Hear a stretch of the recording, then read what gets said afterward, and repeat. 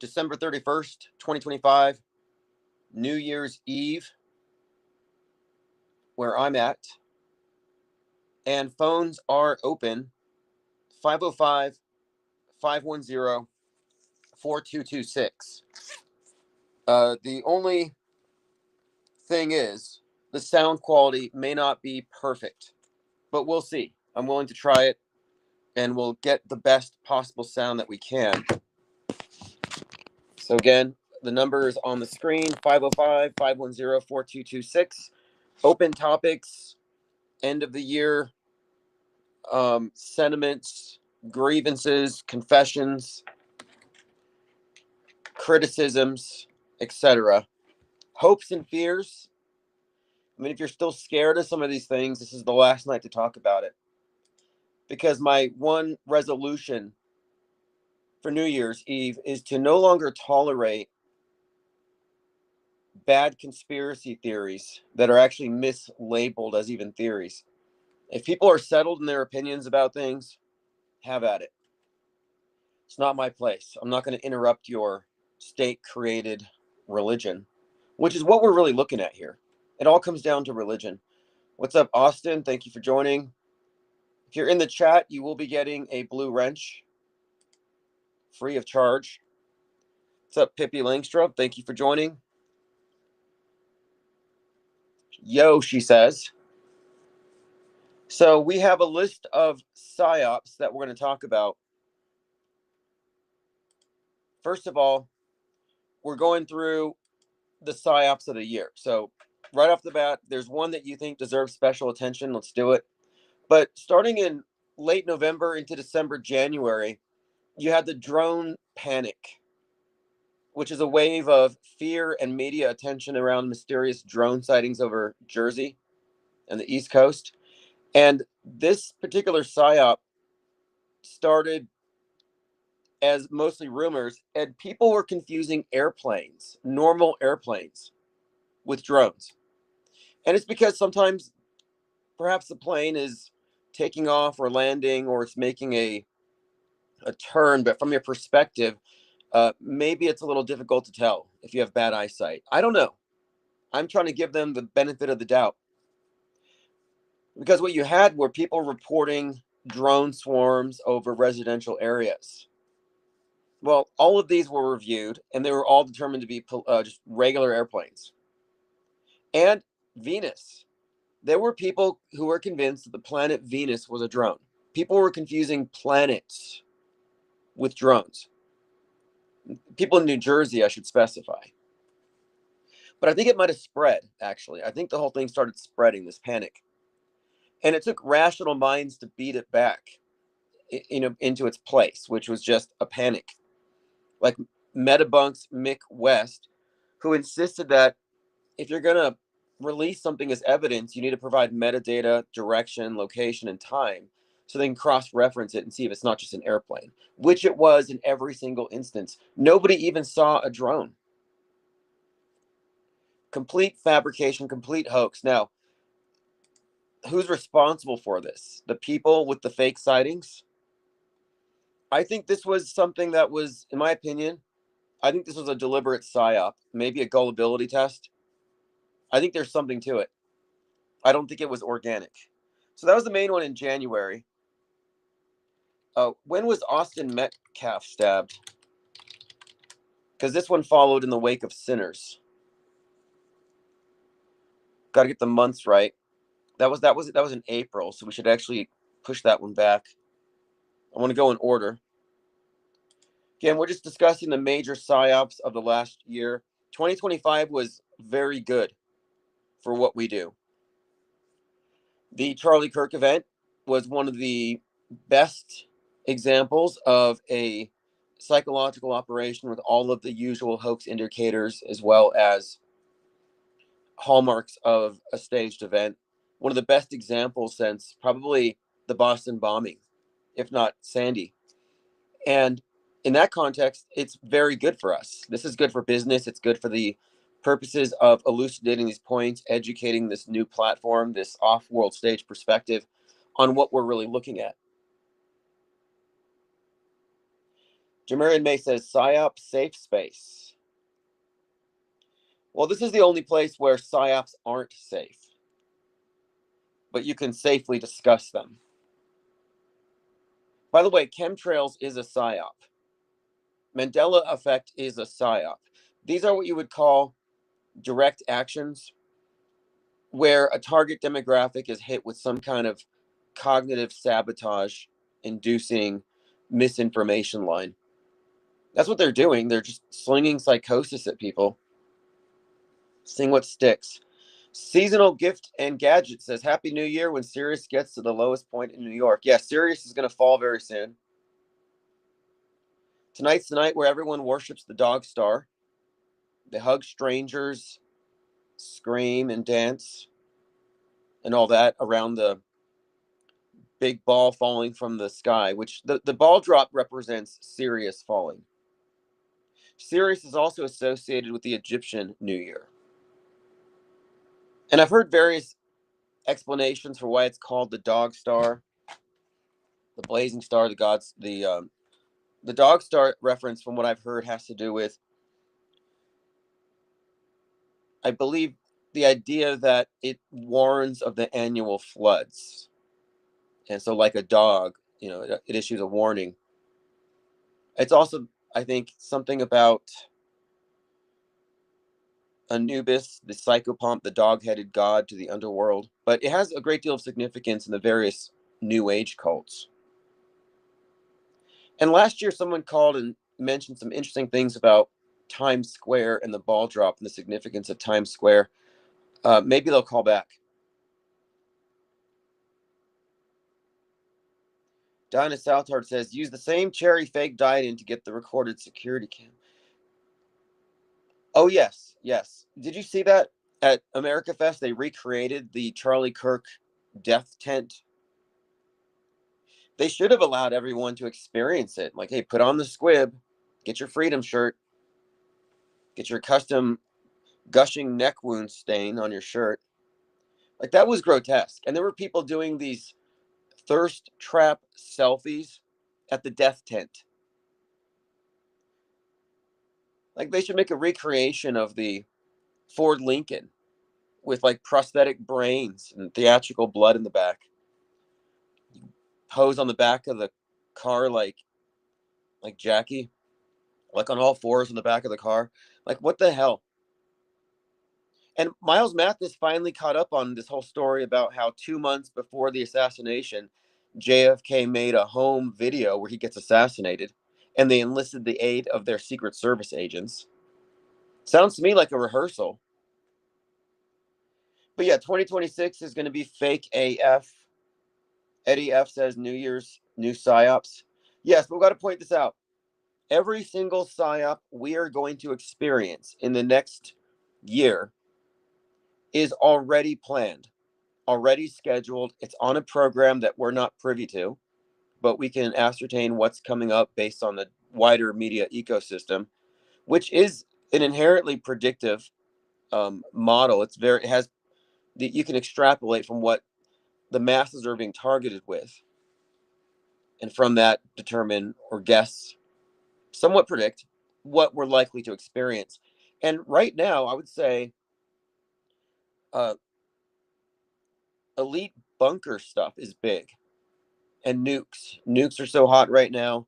And then you've got the Odyssey coming up which has Poseidon, which I think is very significant in the way that the nuke has been presented to us symbolically. Godzilla, a metaphor for the nuke. The Kraken symbolism. The nuclear submarine, Hunt for Red October, even Hulu's The Tempest. We've had many examples. Well, there's this new one called Paradise, where there's this radioactive tsunami. But there are many examples of the nuke being characterized in such a way. And then you have this weapon that Putin's bragging about called the Poseidon, which can apparently take out coastal cities. And again, we're talking about a sea attack, a sea-based attack. So that's what I'm saying, is that you can kind of predict, but we don't know what's on the program, but it is known. Crisis actors are learning their lines right now. Some of them train on the spot. Like the last guy that asked Charlie Kirk a question was caught on camera rehearsing his response to the shooting before the shooting, putting on his cry face, his shocked face, the gestures. It was all there.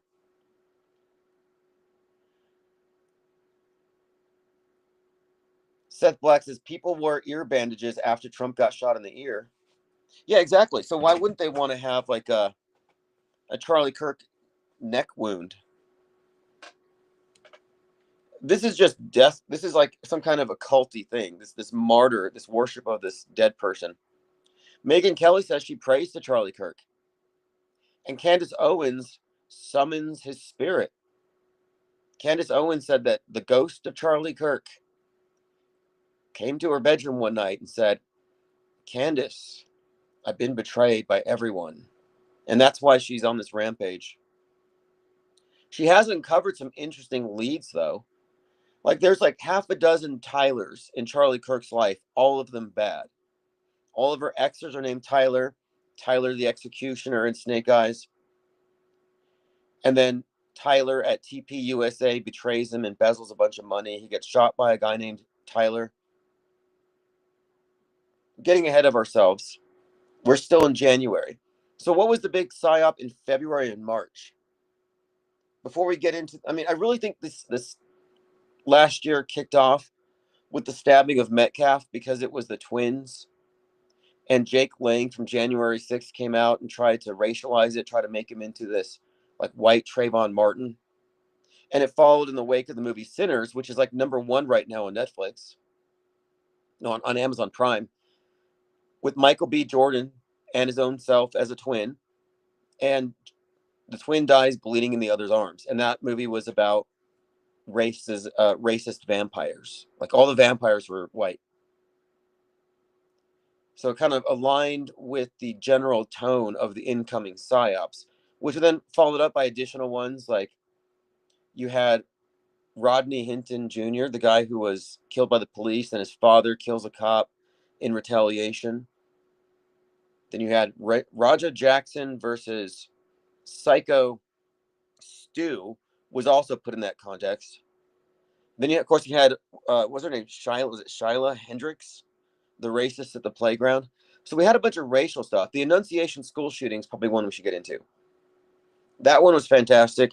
Happened after the movie Weapons, and it contained all these same core elements, really building on this new mass shooter archetype. Because now the mass shooters are furries, Antifa, satanic Nazi trans witches.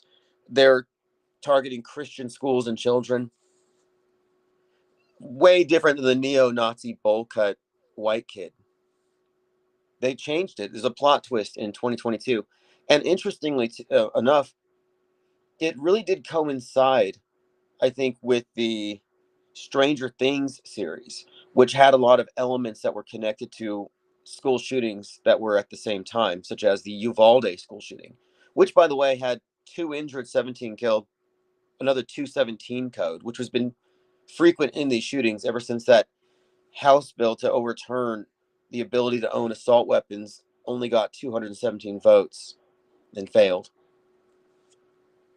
But again, Stranger Things has consistently been used to add a couple of things into the world stage, the satanic panic theme, but also this new breed of mass shooters, like left-wing shooters.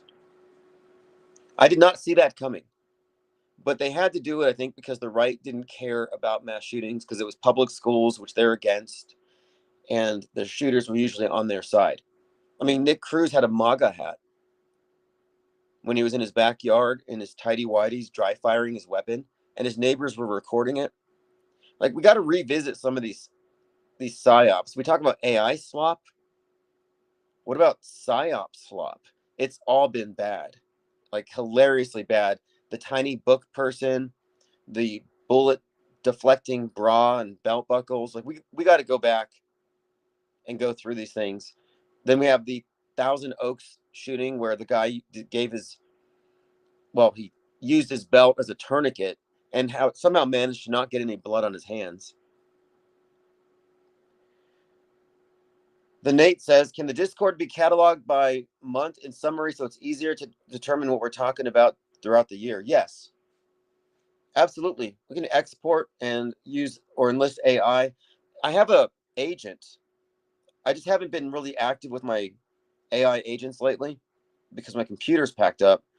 But there is a AI agent it's called the ips stenographer, and you type in exclamation mark summary, and it will provide a summary of what was talked about in the last 24 hours in a PDF and audio format with quotes and pie charts to show who was participating the most, for example. All right, let me reopen phones. I think I shut them off by accident here.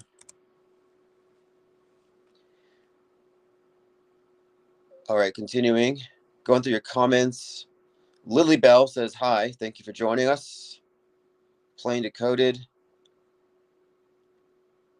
Donna Southard says, Candace, the Witch of Endor. Well, Candace Owens has been targeted by Alex Jones lately, and people are making a lot about this beef.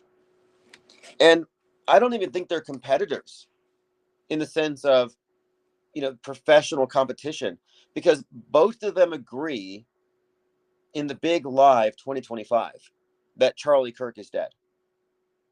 If you believe Charlie Kirk is dead, you've been deceived. There's enough information to cast serious doubts on the entire story. And now it's become a joke. Erica Kirk has rendered this thing into a joke. We're at this point now in the theater of Psywar where laughing at a widow is somehow deemed appropriate because the acting is so bad, so over the top. I think the sequin vest is what ended it, but that and the fireworks. But they unleashed some kind of irreverence here where people aren't giving a damn. Yeah, pie charts. So you get a pie chart, it's like 33% of the comments were by Diana, 22% by, and this is just me messing around with these AI agents just to see what they will do. But I like the idea that every 4 hours, like clockwork, we get a press release of everything that we discussed, condensed, organized, listenable, downloadable, or readable.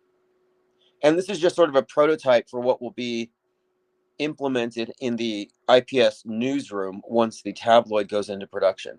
I will be relying heavily on AI agents to do a lot of the manual work, specifically press releases. Busy said, I just watched the Stranger Things finale, ends with I don't know if I want to give any spoilers. Scotty says, fake alien invasion for 2026. Well, there's a Steven Spielberg movie, and people seem to think that because there's a Steven Spielberg movie, it's going to happen for real. If it happens in the movies, it's real. I guess that's where we're at now. How convenient would that be? But generally speaking, the predictive content happens before the event. So when I saw Oppenheimer was coming out, I'm like, okay, well, the nuke's not going to happen until after this movie has thoroughly saturated the zeitgeist. And then you got Fallout that follows it necessarily, because that's the thing. EMP, nuke, then Fallout. Fallout's the long-term agenda, locking us down and censoring the internet. So will there be one in 2026? It'll have to be after July or August. But I really don't think that there's going to be an alien invasion. I think more likely we're just going to experience the gradual delegation of power to AI, a higher intelligence. So it may as well be aliens. And if you look back at a lot of these movies, like, for example, Colony is one that had a lot of foreshadowing for what we've lived through. That was back when I started mining Netflix for clues. And I was watching Colony, season 3, episode 11, and it's all about this alien invasion, but you never see the aliens. The government just hands over power to the aliens, and they send people to the moon to work on the moon base. And that's it. life goes on as normal. Although everything is somewhat locked down because of climate change or something, but they talk about how Seattle is ground zero for the rebooting of civilization. So at the time, I'm like, okay, 311, Seattle, ground zero, reboot civilization. And then the next year, 311, ground zero, Seattle for the, not reboot, but the Great Reset. Same thing. All right. So to continue here, we're talking about the psyops of the year that are worth talking about. Now, the Psycho Stew one, you may have missed it. I think I solved this one, and I got a lot of flack. Sean Strickland, who's an MMA fighter, tweeted about it, how terrible it was that Raja Jackson punched Psycho Stu 23 times in the face. My first indication that that was a hoax is that he wasn't punched 23 times. The guy didn't even swing his arm that many times. So why did they use that number? So I slowed it down, and I counted maybe 11 that contacted, but it looked like he may have been fluffing his beard. And the angles of the punches were kind of weird, like an arcing swing when the person's right in front of you unconscious on the ground. So my thinking is this is how the magic trick was performed, and it tricked like most people. When Raja slams, he body slams Psycho Stu to the ground, Psycho Stu goes unconscious. So we're supposed to believe he's not awake. That's what got people. So when you see the fists swinging and his face going back and forth, your imagination is like, it just, oh, it's like an optical illusion. You're like, okay, well, obviously he's being punched. Because if he's not awake, how is his head jerking back and forth like that? That's the illusion. The fact of it is, he was not knocked out. Psycho Stu was not unconscious. That body slam was consensual.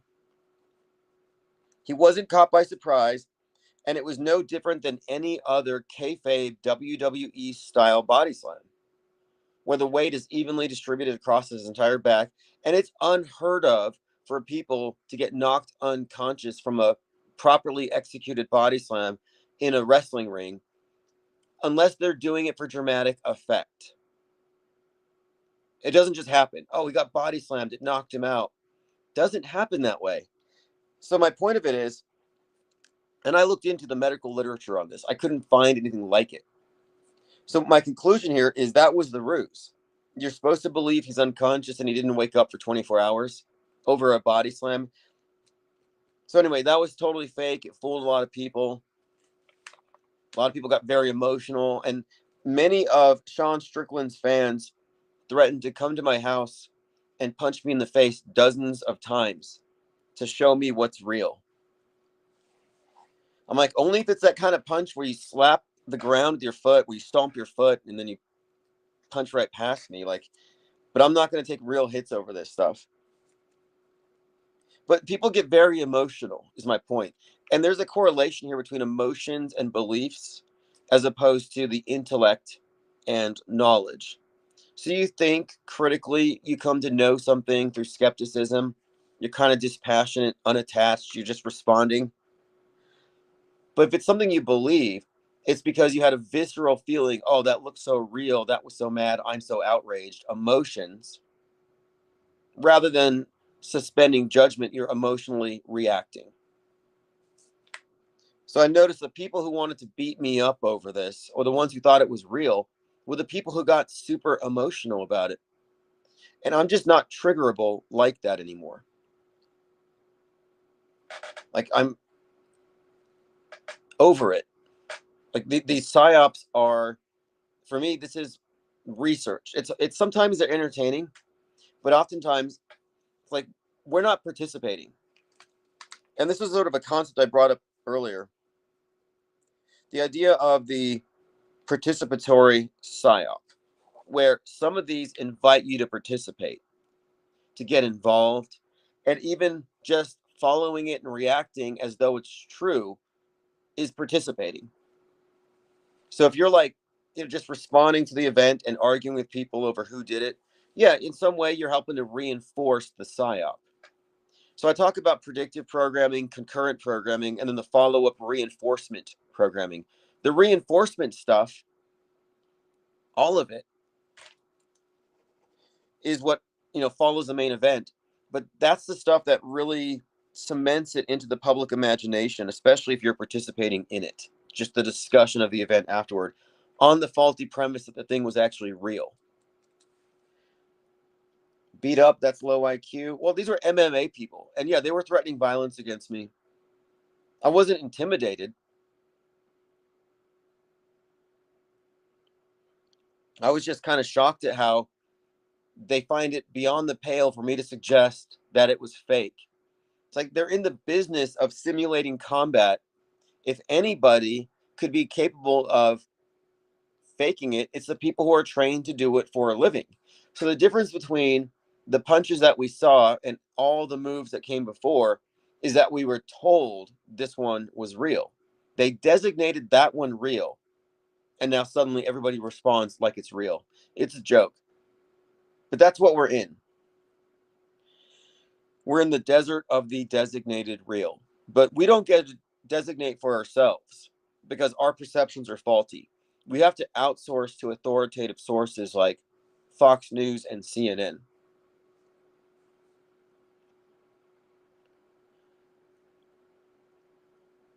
Happy 2026, you auto hoaxing MFers, says Penguin Doctor. Yeah, is it? Well, it's 8:26 p.m. here.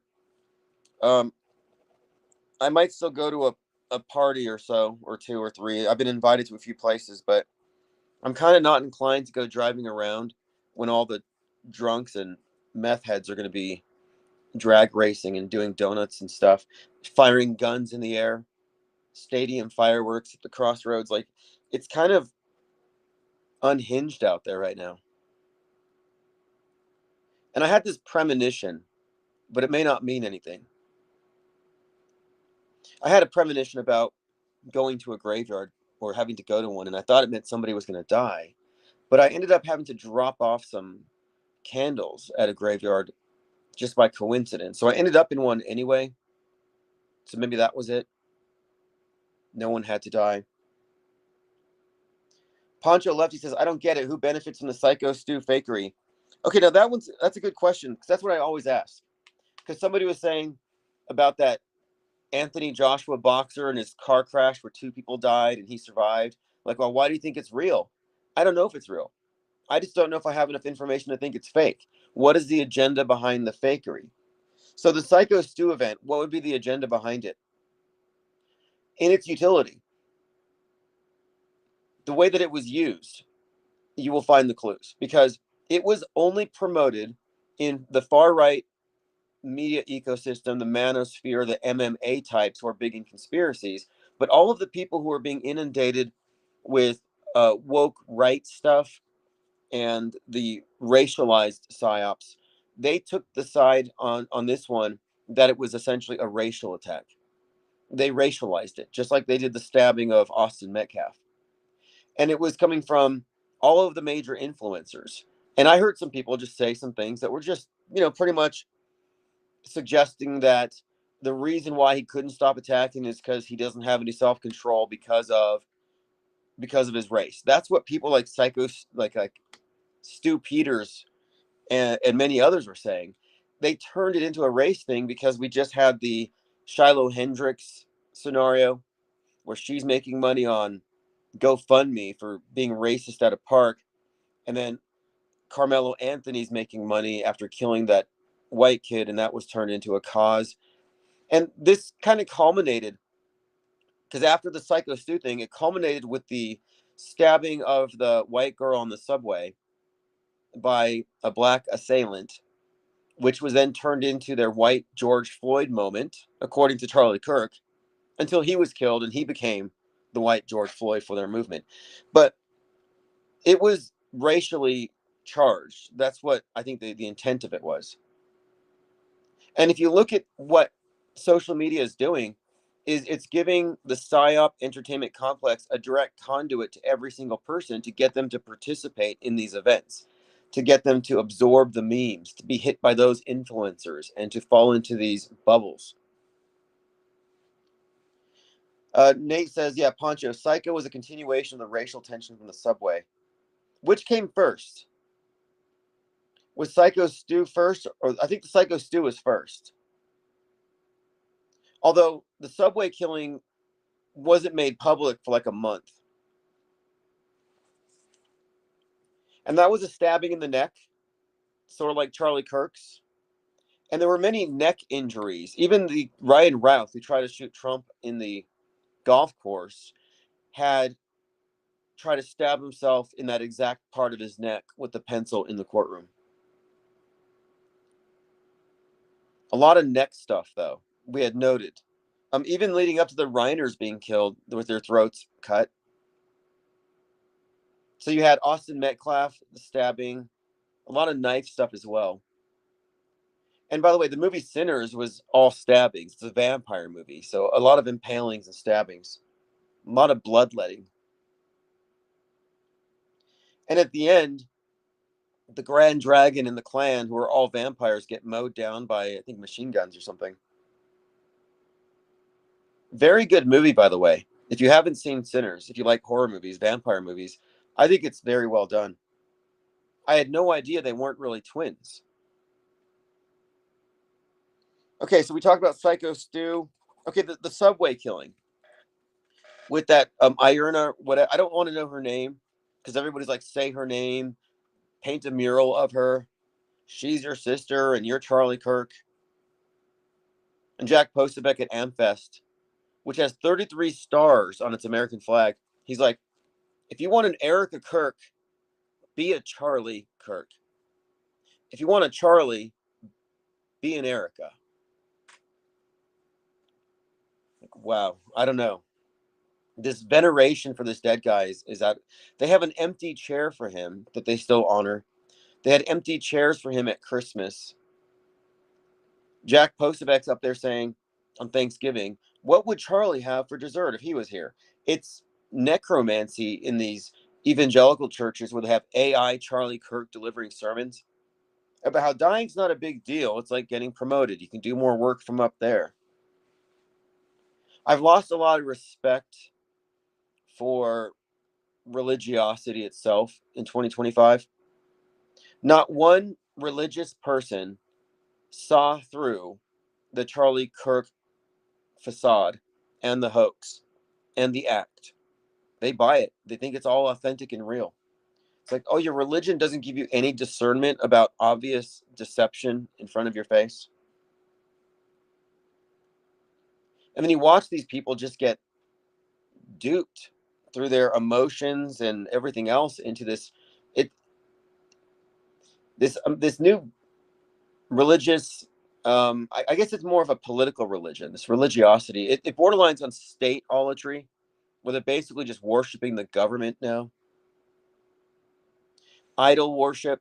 Like, people are mocking it, but the fact of it is the believers are fully backing the idea of Erica Kirk coming out with fireworks with Nicki Minaj and launching this new career, which seems to be the whole purpose of the event itself. Nobody knew Charlie Kirk. Everybody knows Erica Kirk. Everybody I know they can't shut up about her, which makes me think she's probably going to be vice president. And that was put out there days after the event. That was already talked about as of the memorial on the 22nd.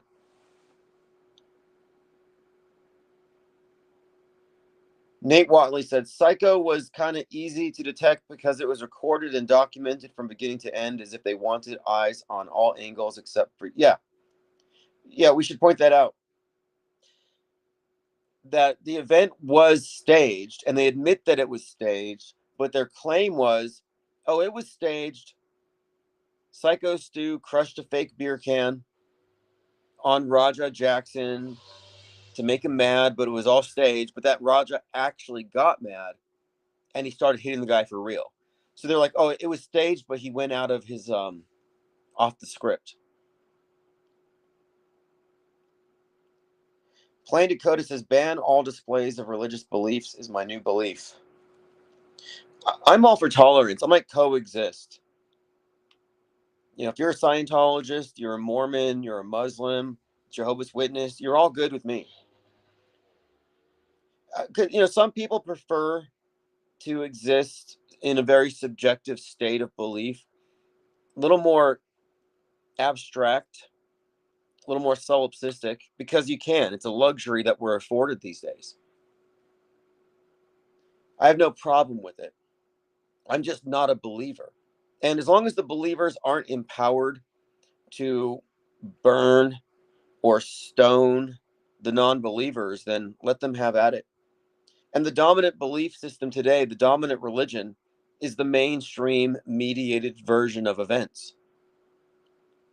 So every black screen, every TV, every movie screen is a portal for this belief system to enter into your mind. I mean, you're not going to be able to stop displays of religious belief. You can't suppress this. The pageantry is intrinsic to every form of entertainment propaganda that we view. It's inescapable. We're in something of an echo chamber. Like we're in a global cult. But yeah, again, what I would say is this, and religious people don't agree. Religious people believe, and this is true, every religious person believes that their religion is right. You don't see Mormons like, man, I should really be a Muslim because I know they got the right story. No, every religious person believes that their religion is the correct one. Therefore, everybody else is wrong. And they all believe that. I'm like, so instead of everybody believing everybody else is wrong, let's just go with, hey, everybody's equally wrong. You're all wrong. So you're all equal. They can't all be right. It's just not possible. But it's probable, I would say likely, that they are all wrong. Each and every single one of them. But why wouldn't it be? I mean, these are uh, myth-based frameworks for describing the world as it is, where it came from, as it is, where it's going. It's to create a worldview, a context for one's life. It's just mythology. Nothing wrong with that. Oh, that's a good question. Poncho Lefty, I'm glad you brought that up. Did you ever find out who paid the Etsy witches to curse Charlie Kirk? So that whole thing was the Jezebel witches, which totally connects to Snake Eyes and the Hurricane Jezebel. And the general story or idea of Jezebel, as it's used today, refers to a deceptive woman. And every single entertainment counterpart to Erica Kirk, from Snake Eyes to Heads of State to The Tempest, involves a Jezebel, a betrayer. And that's what she's looked at as right now by a ton of people. So the fact that you had Jezebel witches throwing in a curse only adds to this general story of this image they created. It's not an accident that people have come to this conclusion that she's not this tragic widow, but that she's some kind of power hungry, clout chasing, uh, soon to be politician. Like, so she's, in other words, they created this image by design. And those Jezebel witches, yeah, that I recall that story. I had to put that into my list here.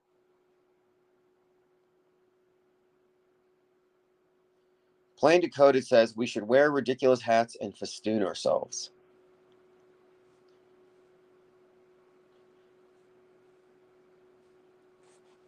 Well, I think I should point out here that my main issue here with religion isn't really about theology in this context.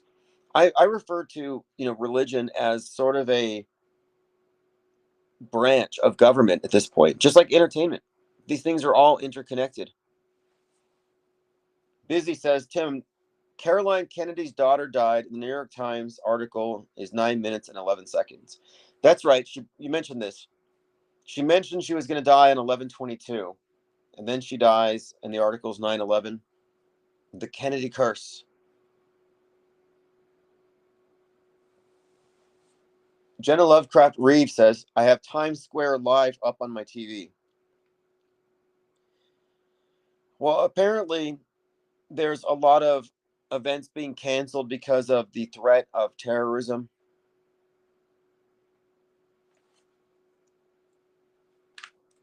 So I don't know if that means they're setting the stage or if it's just to create the perception that they're keeping us safe. It's all just to keep you paranoid. And I'm leaving a lot of that stuff behind. Like I said earlier tonight, if you believe in conspiracy theories, it's not my place to disabuse you of that. It just reveals that you have holes in your mental immune system. Your mental immune system is compromised. You've got mind AIDS, which is curable. You can actually cure mind AIDS. It's a modern miracle and it's free. You just listen to Infinite Plane Radio and it will inoculate you. You will go from a triggered, reactive, emotionally engaged psyop casualty to a skeptical, detached, but responsive off world stage media critic. Much better place to be mentally.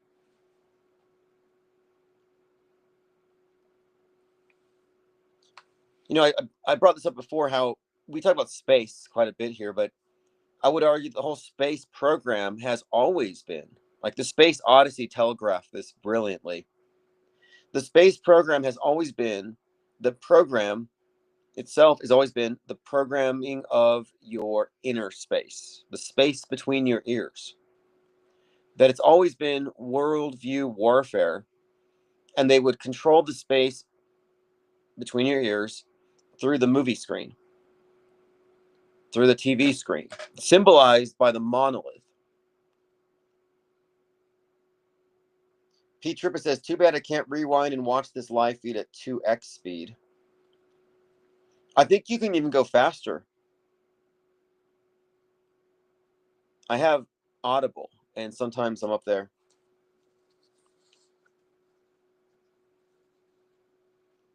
I've been finishing a lot of books lately. Ever since my 10-day media fast, I've reestablished the habit of reading daily. And it's important to do so anyway. I think if you're going to be writing quite a bit, I think these things go hand in hand. And 2026 is the year that we are going to get the tabloid into circulation. I want to have the first issue out at the same time that I begin promoting the book across the plane. It's a whole other topic, but the iPS Insider is going to serve a number of purposes as far as our overall objectives. It's going to be a way to also network, which is a huge part of what we're doing right now. We have to aggregate all of the Truman Show escapees. If you're on the way out, if you don't fall into the triangulation of the media duopoly, mainstream and alt, if you're not still adhering to conspiracy theories as though these things are viable theories or likely explanations, if you're out of those containments, these compartments, you have a place, and that place is the off-world stage perspective. That's who we're trying to reach. Now, the people who are clinging to guardrails, who are huffing the chemtrails, promoting anti-vax, like they can stay. They can stay engaged in the Psy-War. They can remain casualties. It's like they have PTSD or something. Like the Psy-War never ends for them. And in my view, if you're scared, you lost. That's the game. If you're scared, you lost. And people say, I'm not scared. You just told me that 5G towers will sterilize me if I don't sleep with aluminum foil pajamas. And they try to downplay that they're scared. No, if you're warning me about anything, you're scared of it.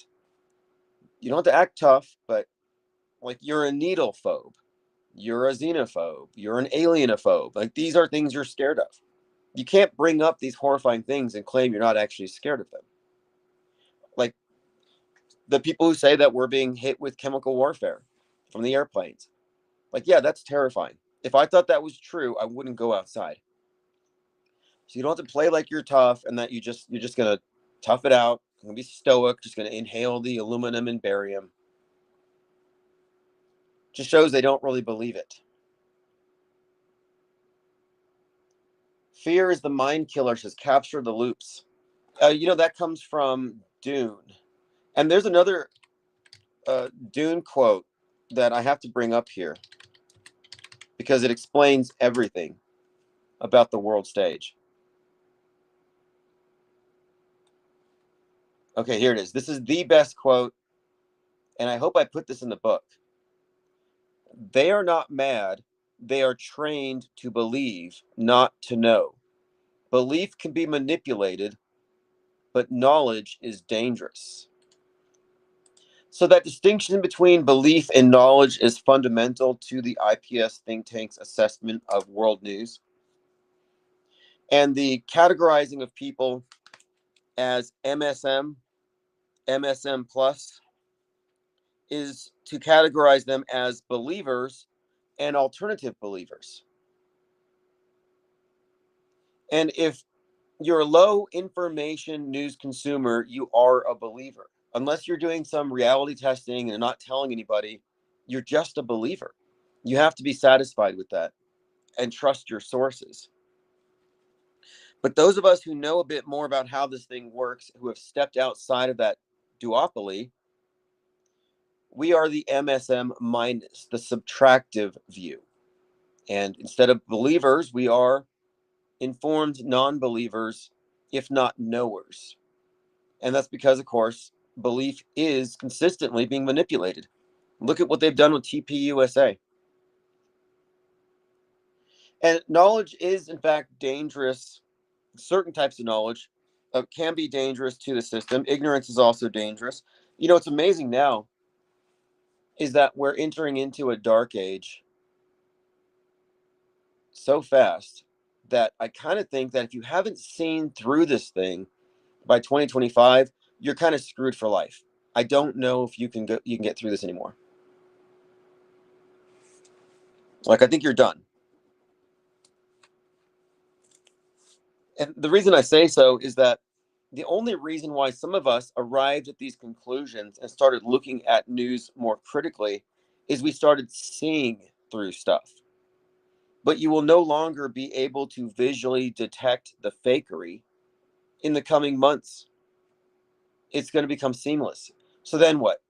You're not going to have these spontaneous awakenings, random people noticing stuff. It's not going to happen.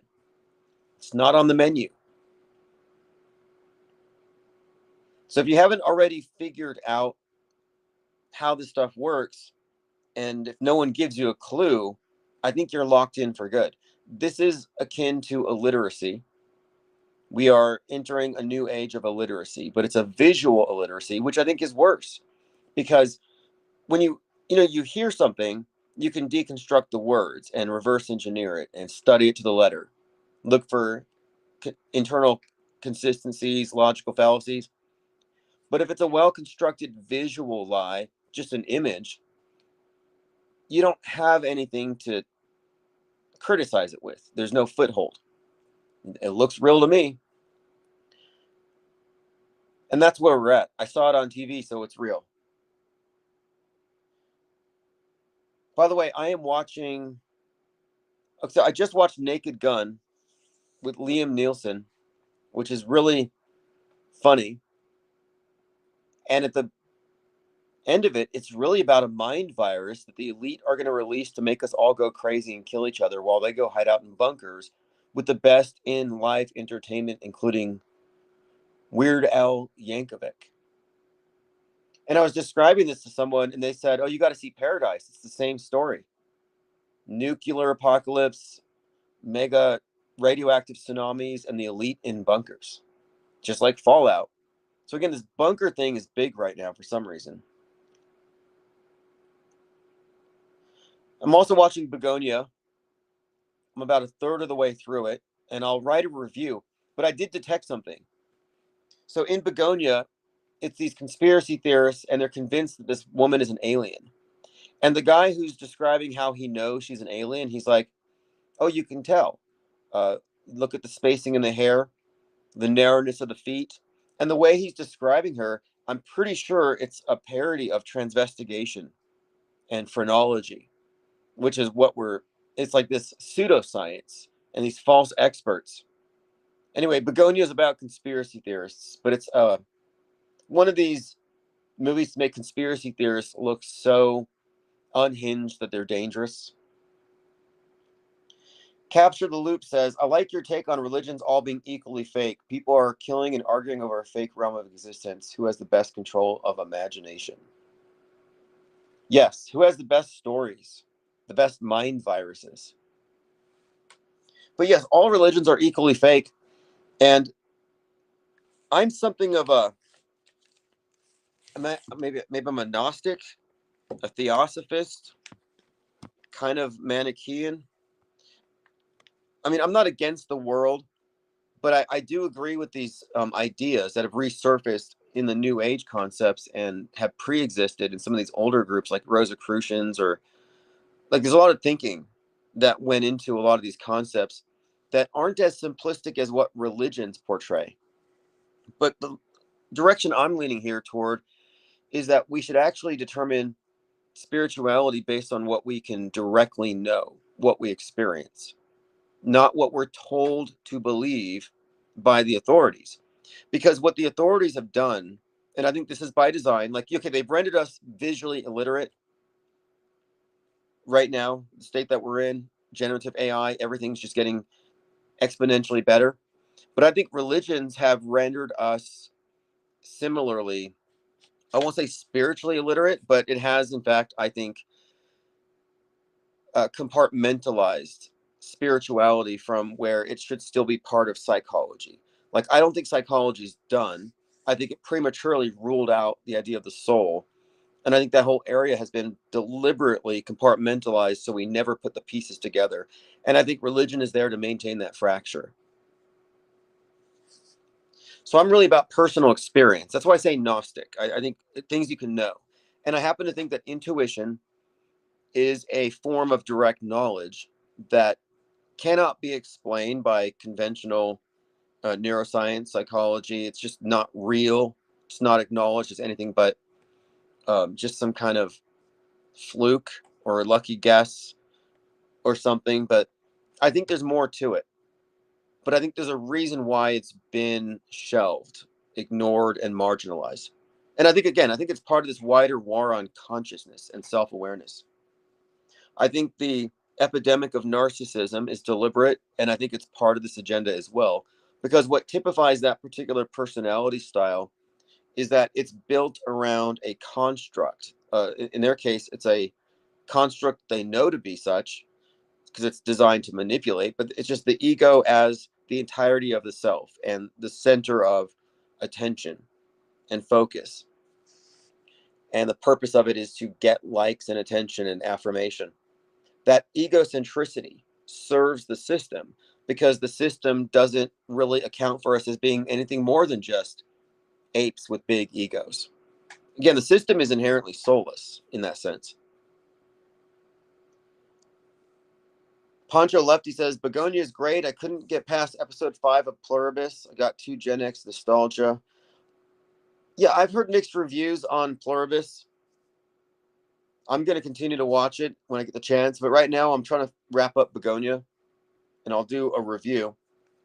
Tomorrow, I'm going to check out the new Avatar as well. We need to keep up with the big meta scripters because nothing they do is inconsequential. Everything they do is helping to set the stage for some historic event. That's what they're doing. That's their gig. These meta scripters, these directors who get these contracts to put out certain messages and propaganda into their films, they're co-creating history. It's got to be a power trip to know that they are manufacturing history, like as a product, as their legacy even. But yeah, I mean, history is a fraud in the sense that it's lies agreed upon, like Napoleon said. It's built upon lies by omission and outright fabrications.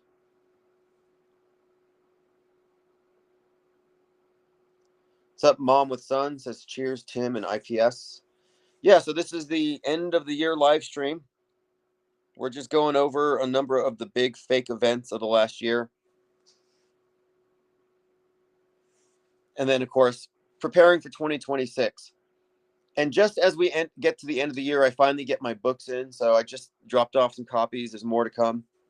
I'll be ordering copies of the handbook for the recently deprogrammed, and I'll maintain them here as many as I can in my personal inventory so I can sign and ship. And I'm going to start including PSYOP trading cards because I have some unsold. I'll include those as bookmarks. Capture the Loop says leave the stage behind. Yes. So the off-world stage perspective is simply that, because the stage area, the world stage, is a closed informational system. It is the perspective that we're given from the monopoly on worldview, the official version, the consensus, the collective Truman Show that we're meant to internalize. But if you don't step outside of it, you can't really see it. What we're talking about here is a framework. And we have framework independence. Hoozle says, am I banned or do you not trust me? I don't trust anybody. I don't even trust myself. But here's your wrench.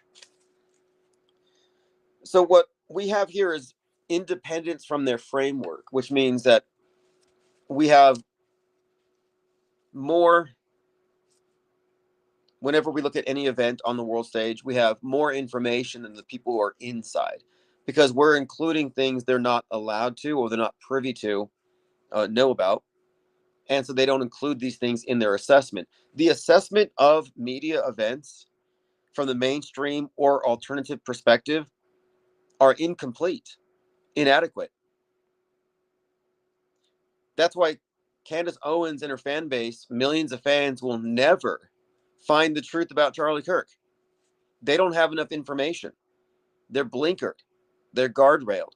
They don't have in their realm of possibility fake deaths, simulated deaths, fake assassinations. That's not part of their menu. It's not in their menu. They will never get there. So that's what I mean when I say the world stage is a closed informational system. There are many areas where they are essentially corralled, like in a paddock, like sheep.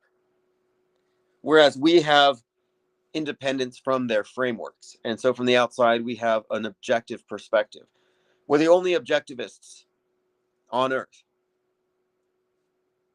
That's absolutely true, because the objectivists have always filtered their philosophy through mainstream media, treating it as objective, as not inherently subjective and distorted and bent, which it is. Now, one of the nice things here is that we have a fundamental competitive advantage here.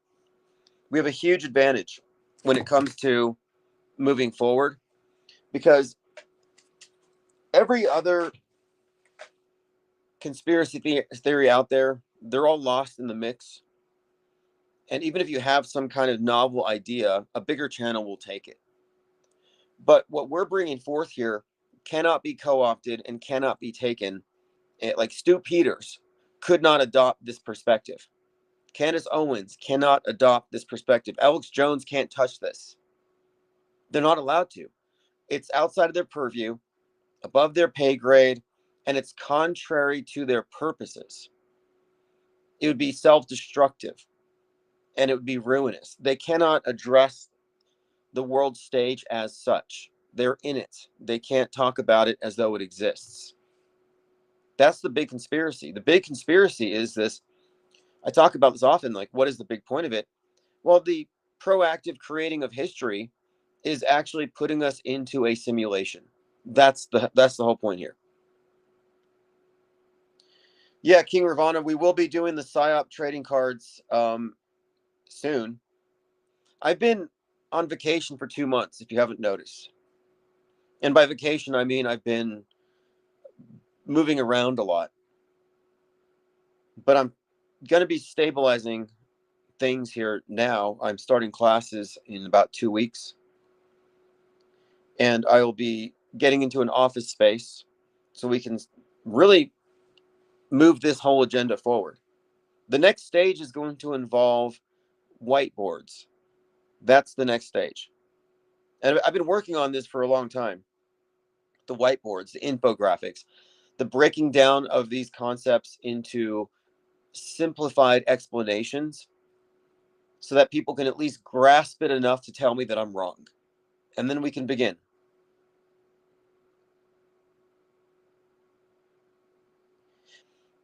And you know what's more? Some of these infographics are probably what's needed to describe an invisible prison.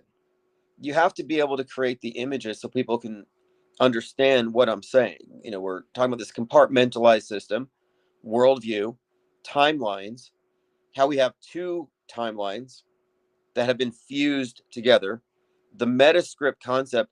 All of these things can be better explained with graphics. Poncho says, I rotate those trading cards in the fridge. My guests roll their eyes, but they'll get it someday. Right. Well, we have to, it's the Overton window, you know, the window of acceptable discourse. People have only been taken so far. They're allowed to talk about Snake Eyes predicting the assassination, but they can't talk about Tempest, heads of state. The music video is just mentioned, but they can't go on into the nuance. So you'll notice that the narrative only transgresses so far into conspiracy, into the media's lying, but it's like only a safe distance. And the public won't go any further than they're allowed to go. Like there's this guard railing process, sort of like AI. In fact, the term guardrailing was used by us before it was adopted by these various AI companies to describe these planted narratives that divert free thinkers from continuing along a certain line of inquiry. And these planted narratives redirect them into mainstream acceptable places. So we've been breaking the guardrails one after another. And we're noticing who still clings to which particular guardrail. Because even one of these is enough to keep you in the world stage closed system. If you want to get out, if you want to go off world stage, if you want to see the program so you can actually be deprogrammed, you will have to let go of a lot of lies that you've come to believe in. And beliefs are not sacred, they're not sacrosanct. Just because somebody believes something and they might cry if you say it's fake, that's no reason to defend it. And we're in the information age. We can transition from belief to knowledge. We should be Gnostics. We should be knowers. And again, Frank Herbert from Dune, they're trained to believe, not to know, because belief can be manipulated. That's from Dune Messiah. I may have to rewatch that. I know that Dune had some concurrent programming with the Kyle Rittenhouse thing, with the hand in the box. But look, the PSYOP trading cards are going to blow up in 2026. And from the little testing that I've done, it's very profitable.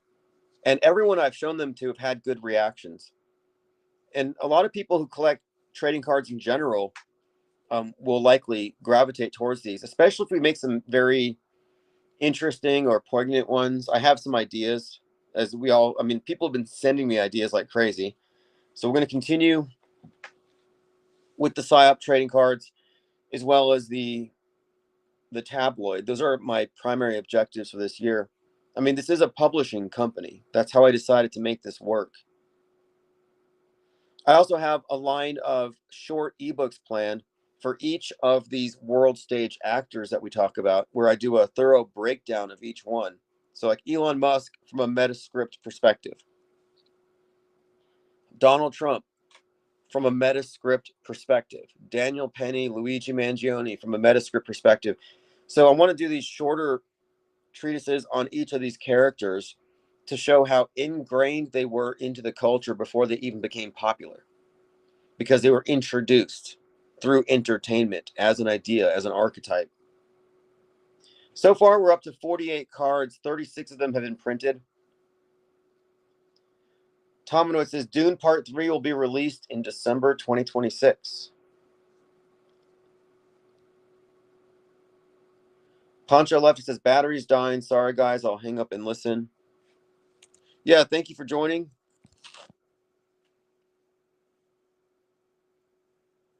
I have extra battery chargers now. I have to maintain charger discipline because I'm always on the move.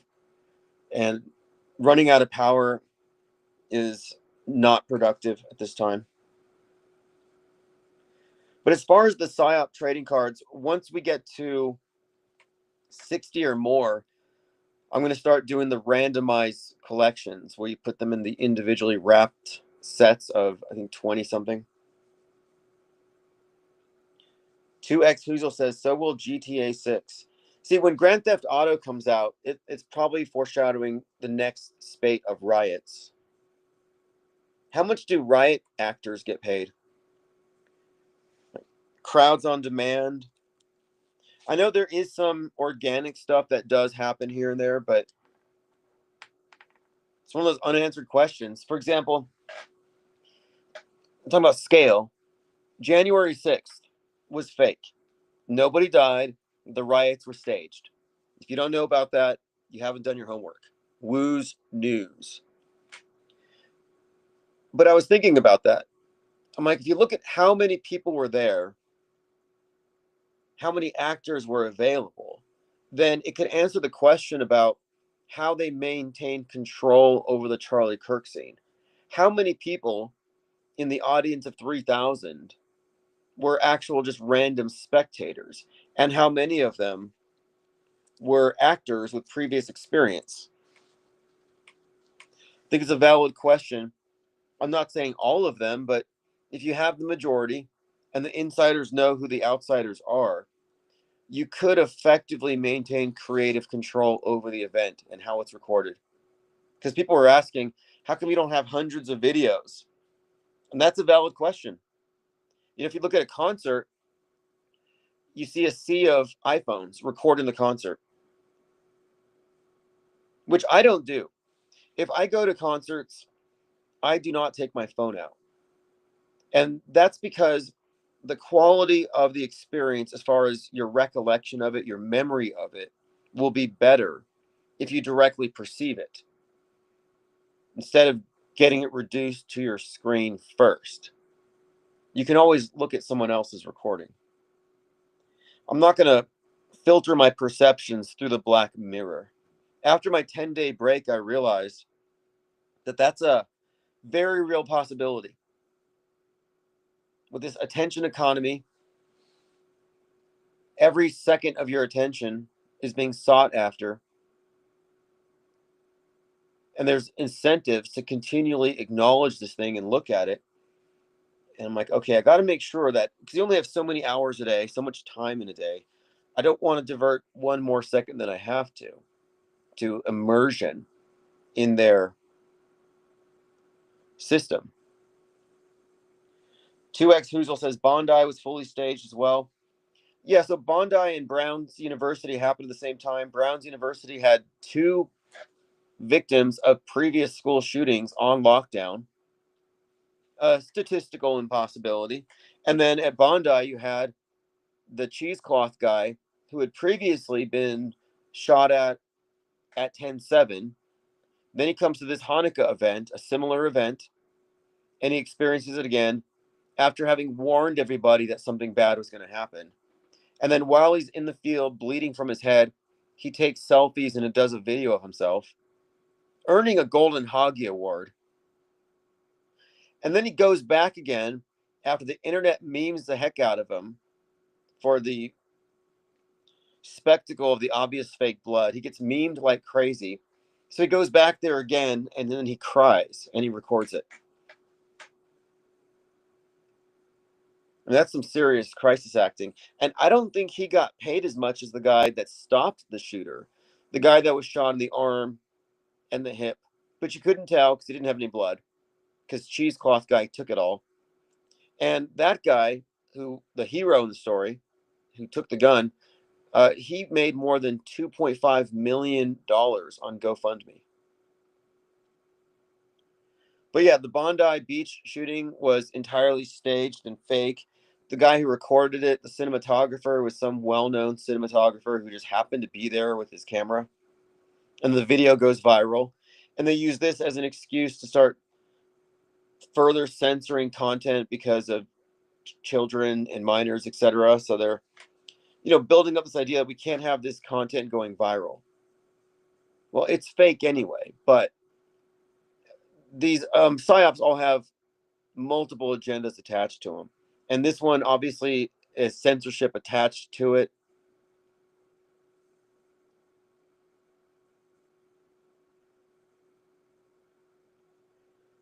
Let's see here, going through your comments. Busy says that guy's giving Erica Kirk a run for her money as Crisis Actor of the Year.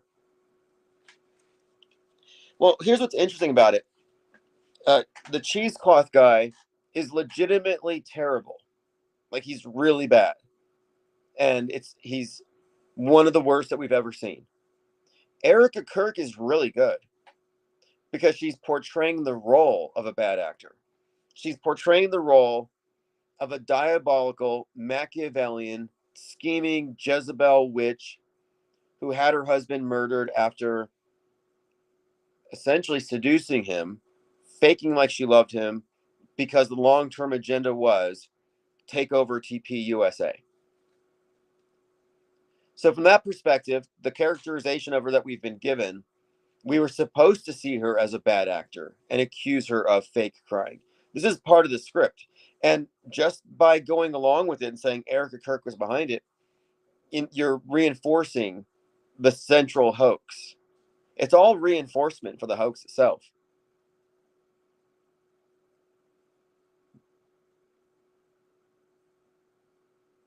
All right, let's see what we have here. Going through your comments.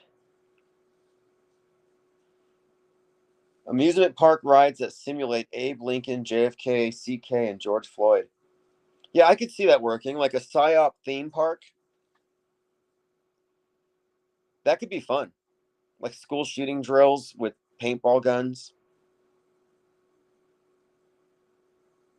Definitely, you could portray. I'm going to be Lee Harvey Oswald. You'll be Lincoln. I don't know about the Chauvin Floyd thing.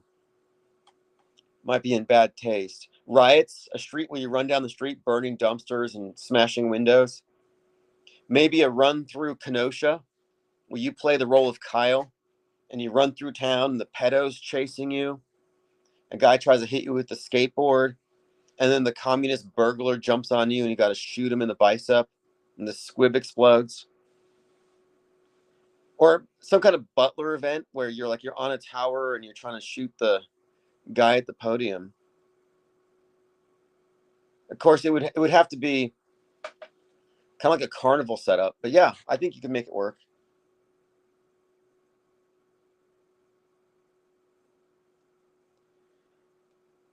All right, continuing. Gage Grossarm. No, he changed his name to Peter Prediger. Changed his name, grew a beard out, bought some wraparound shades. So he's deep cover, but then he goes on the news to tell everybody that he changed his name and he needs some money because somebody tried to run him over with an SUV. I don't know what that was. Was that a crisis actor trying to score some additional PSYOP money? Maybe jealous of the $5 million that Kyle Rittenhouse made? Kyle Rittenhouse is 100% fake, and his character, this folk hero, they created him definitely based on Chris Kyle, the Patriot Marine sniper who crossed state lines like Kyle, climbed on the dome in New Orleans, and shot a bunch of looters. I mean, the world's changed because at the time of Katrina, the story of this Marine sniper shooting 30 looters was shared like it was heroic and a good thing. And then in 2020, Kyle shoots a couple of looters and a predator, and the media wants him hanged. Plain Dakota says a haunted house. Yeah, I think you could. I mean, I think you could do a lot, like Funko Pop, Audrey Hale, Nick Cruz, Adam Lanza. When we were doing South Pole, we were actually making use of a lot of these characters, and we should probably continue to do so because a lot of them are interesting. We had Wayne L. Sexton on the space station. We had Adam Lanza and David Hogg is the same person, where David Hogg just combs his bangs down, and then he's Adam Lanza. The only reason we stopped doing South Pole is we got censored. And I don't use that term flippantly. We had done a parody of January 6th, and DLive censored us. But up until that point, we had more than 24 people involved in the creation of this weekly cartoon. I'd like to think we could bring that back with the aid of AI, but the problem is the publishing. The last one we did was pretty good. It was Candace Owens and Kanye West striking a deal with Mike Lindell, the pillow guy, to create a bunch of Klan hoods with swastikas on them. And that was banned by TikTok the same day I uploaded it. And when you go through all this trouble to create some art and the state burns it in front of you, it's demoralizing. It makes you not want to create more. I mean, at first it makes you want to double down, but you put time and effort into something that should be given a fair shot at being observed and reacted to. It's art. That's the thing. It's artwork that they're censoring here. And it's barely even political. It's more parody and satire and absurdity. But why would they censor it? And my thinking is this: because we were attempting to create content that would have viral elements, even if it's just one scene. And the whole premise of South Pole is exposing how things actually are. So it's kind of like the off-world stage perspective applied to South Park.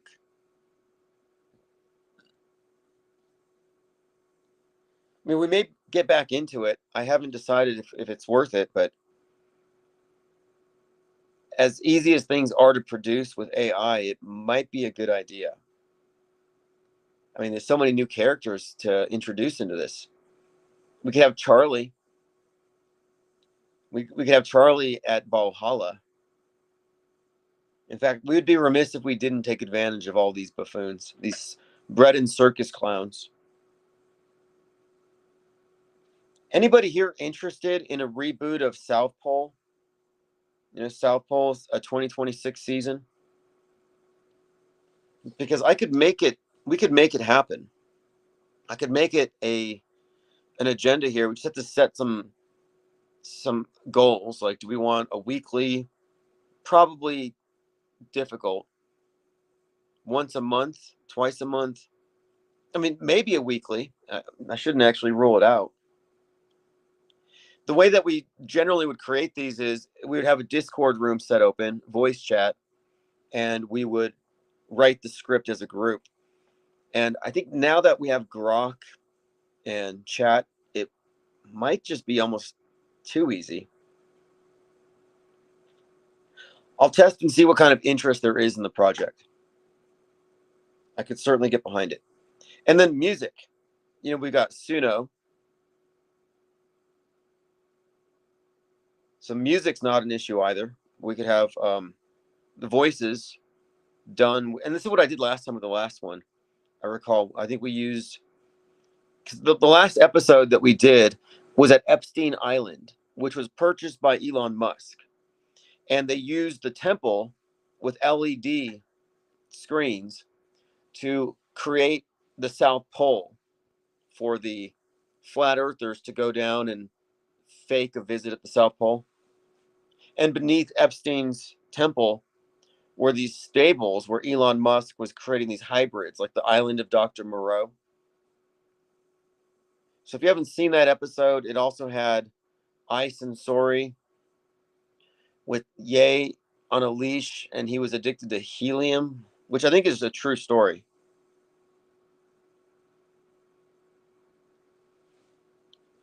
But anyway, we may get back into that in 2026. It's just one of these things where it requires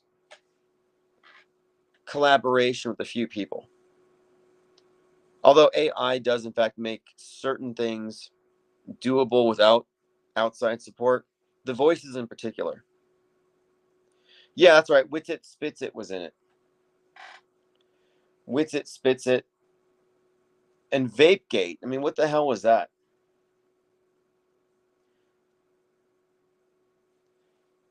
Vapegate was one of the worst things that could have happened to that entire event, and I still don't know what to think about it. I'm at the point where if something's real and it's on camera, there shouldn't really be any question about it.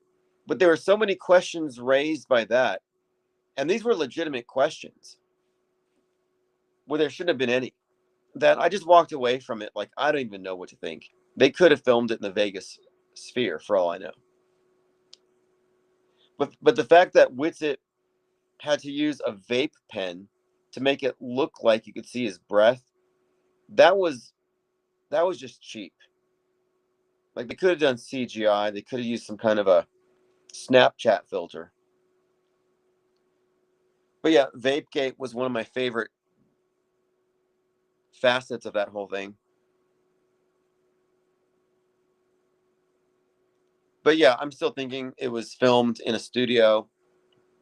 You know, and there's no reason to think so. They got on planes and they went through all the trouble, but they're the ones who made it seem questionable. Like maybe they shouldn't have sent some of the shadiest people out there. And then furthermore, when you're talking about science, so that was an expedition in the name of science. Well, you should have people who are part of it that aren't emotionally invested, that aren't advocating for a conclusion, but are simply recording observations and taking these facts and then making the best attempt to get to the truth here. But no, you have these people who are just hardcore anti-flat earthers. It's like you're not objective enough to claim to be doing any science here. So at the end of it, what does it mean? Well, it means nothing except for the end of the contrived flat versus round debate, which is always irrelevant and missed the point. 2X Hoozle says TFE was filmed on a soundstage. It could have been filmed at the SpaceX headquarters. There are any number of places where it could have been filmed. That's my take on it. And I have a few reasons for thinking so. But I'm certainly not trusting any of these individuals, because why would you trust people who don't know the news is fake? That's one of my main criticisms of Jeranism, is that despite his terrible opinions about the shape of the world and the people who question it, because the guy's very hateful towards flat earthers. And look, I don't care if someone says the earth is flat. Flat earthers are actually just skeptics who've become skeptical about everything. I don't think that's a strike against their character. The name flat earther is a misnomer. That's just one thing of many things they're skeptical of, but it doesn't mean that they say the earth is flat. They're just saying they're skeptics of the model as presented. So it's an open question. They need more information. That's what we're saying. We want more information. We're seekers. So for him to turn his back on all of these skeptics was kind of cold and revealing. But he doesn't know the news is fake. He thinks people die in psyops. He thinks school shootings are real. And this goes for all of those people who went on the trip. They don't know about 9/11. They don't know about anything. So their opinions about cosmogony, the shape of the world, all this stuff, it's like not relevant to me. 2X Hoozle says no wind into Antarctica proved it was faked. I think what got me was there was this scene where the drone seemed to react because the drones won't run into a wall. It has some kind of a sensor to prevent it from hitting a wall. And as it goes off into the background, it stops as though it were reaching a wall. And then, okay, here's what got me. The first 30 seconds when Jeranism steps foot in Antarctica, you know what he says? He says, whoa, those mountains, ha, ha, ha. They look like I could just reach out and touch them, but they're 10 miles away. Like, why is he laughing about how the far away mountains look very close? And he wasn't the only one that did that. So it was a big scam. They probably could have gone to Antarctica, but they decided, it's cold. Let's just do this thing at the studio and pocket all that money. Does anybody trust that preacher? He looked like a devil. That whatever his name was, Duffy. He's like 33 years old. I don't know, very questionable character. Plus, he's a religious nutcase.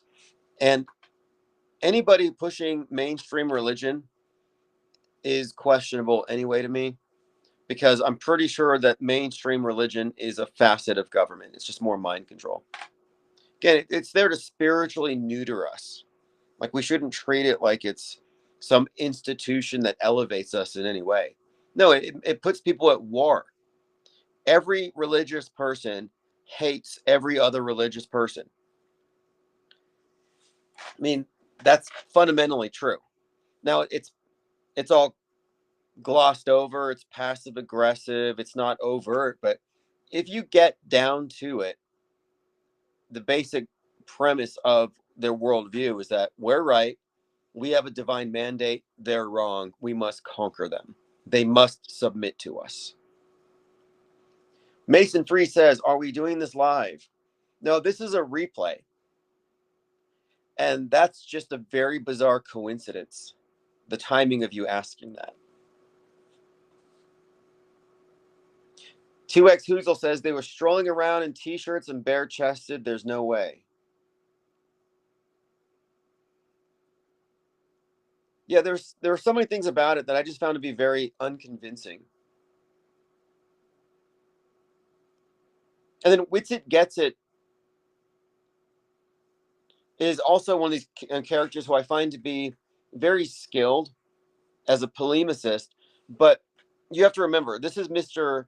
Logical Fallacy. He will name every logical fallacy flung his way. So he pretends to be this paragon of critical thinking and reason, logic, but he believes in chemtrails. That never made any sense to me. You can't believe in chemtrails if you're capable of seeing through loaded questions, faulty causality, appeal to motive, appeals to ignorance. Like, these are the four main fallacies that make you a chemtrail believer. So if he's able to see through these fallacies in every other context, how does he fall for it when it comes to chemtrails? So that tells me the guy's a propagandist. He's not consistent.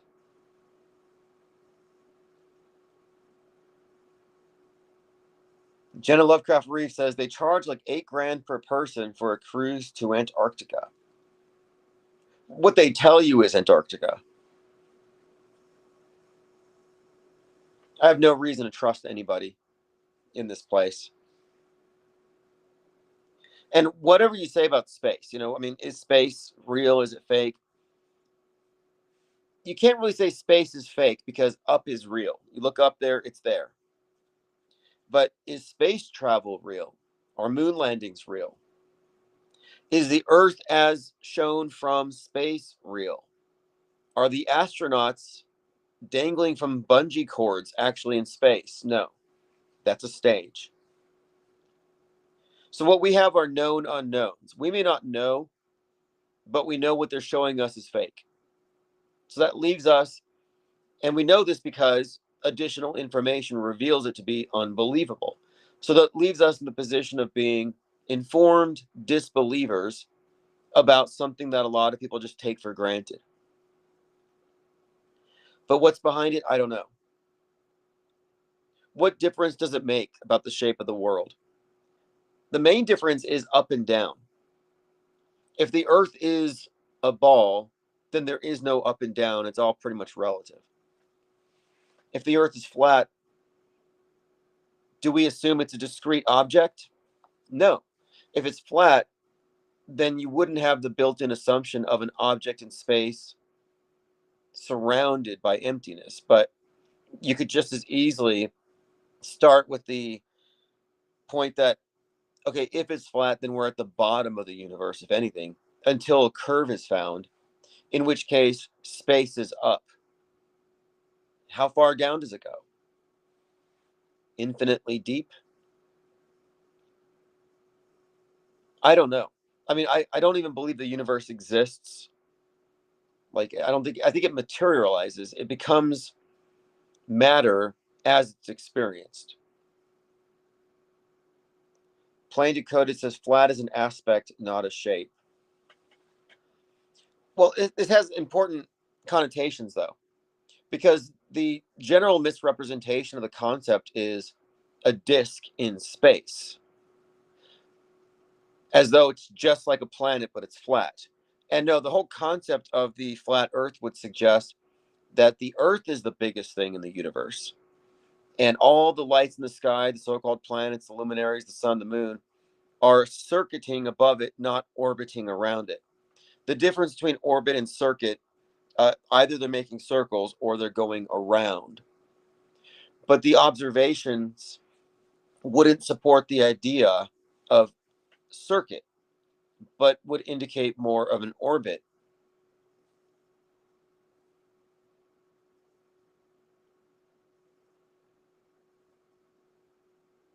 But anyway, what you mostly have are straw man arguments on both sides. But the shape of the world question has always been a misdirection from what I think is more important to ask, which is open or closed system. How do we get our worldview? Because even if the Earth is as advertised, a round spinning ball, 25,000 mile circumference, it still doesn't therefore mean that the pictures we've been shown from space are authentic. They could still be misrepresenting it for a lot of reasons. Perhaps they're hiding a continent that we're not invited to, like Atlantis or something.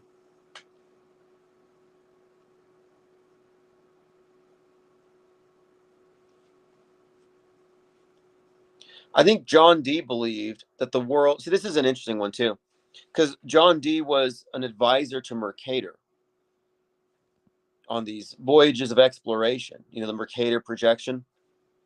They had this famous letter between the two of them about this supposed magnetic rock at the North Pole that was 33 miles in circumference with this black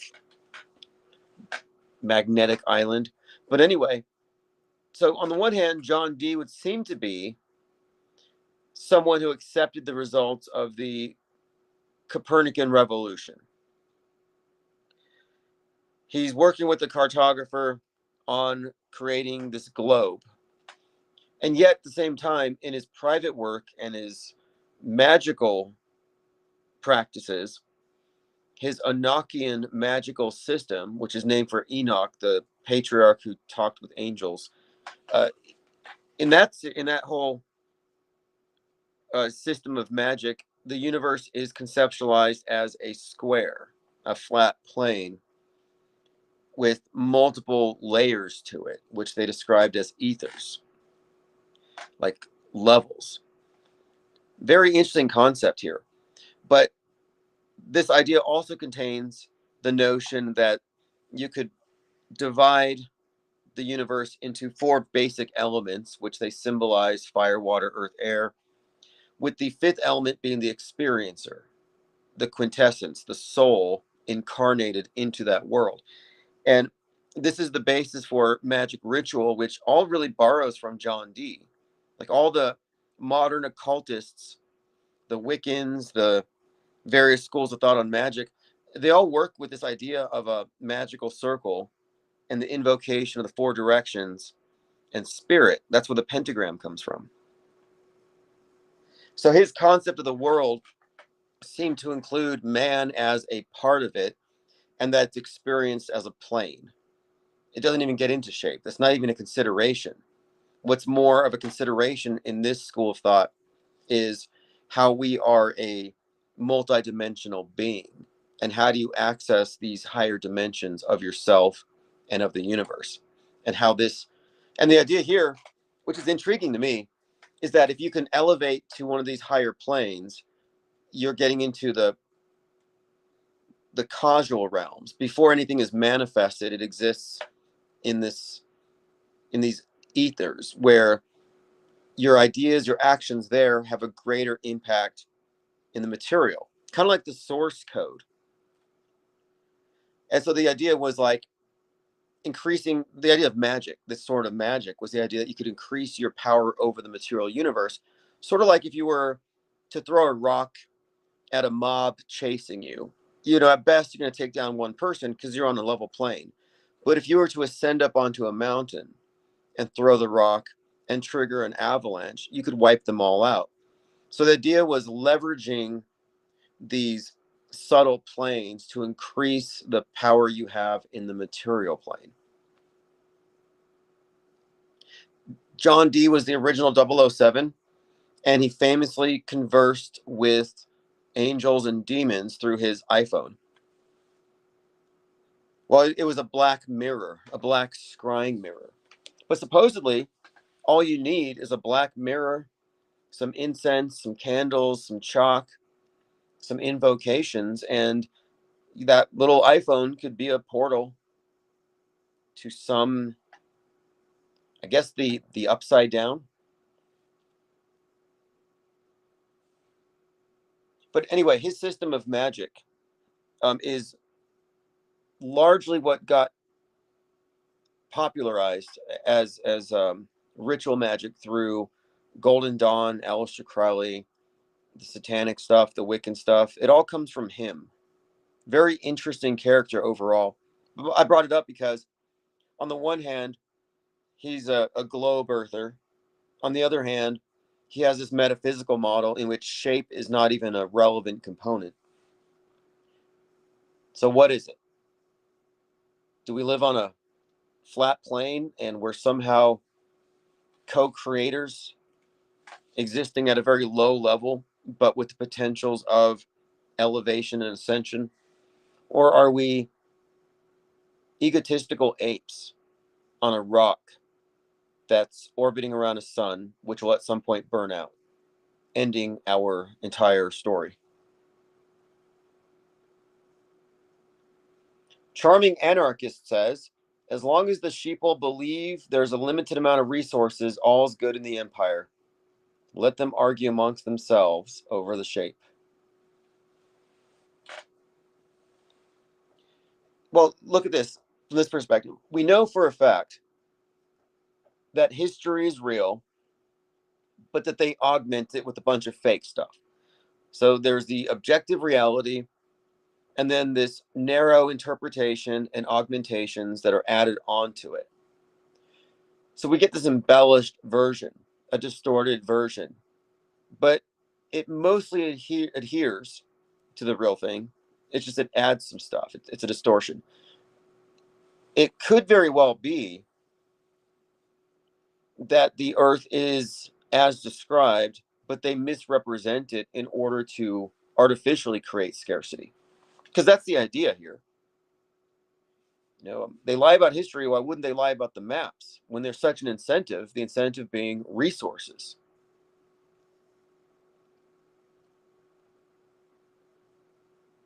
Plane Dakota says, we appear to be on a plane, and that's what this place is all about, appearances. I don't know. It depends. A lot of people claim to see the curve. I saw the curve. Jimmy Kimmel is like, I go out on my porch, I see the curve. You go out to the ocean, you see the curve. You go on an airplane, you see the curve. That's what started this whole thing, is people recognizing that many people go around acting like they know something that they merely believe. And when you test these beliefs, you might find out that there's nothing to substantiate them. So, unwittingly, a lot of people came to believe certain things based solely upon faith. And when that's pointed out, they get mad. And then it's like, okay, you have faith that the world is as they say because it was shown to you on TV, but these are the same people that lie about every single historic event, that manufacture your worldview. But you're going to think that they're being honest about this. And then what they show us of space and space travel is really bad science fiction. So why would anyone just believe at face value anything? And I think that there's enough reasonable doubt to maintain the position of a skeptic. You don't have to be agnostic. You can say, I'm suspending judgment until we get some impartial third party civilian spacefarers to double check this stuff. I just don't trust the government in this matter. And they have every incentive to lie.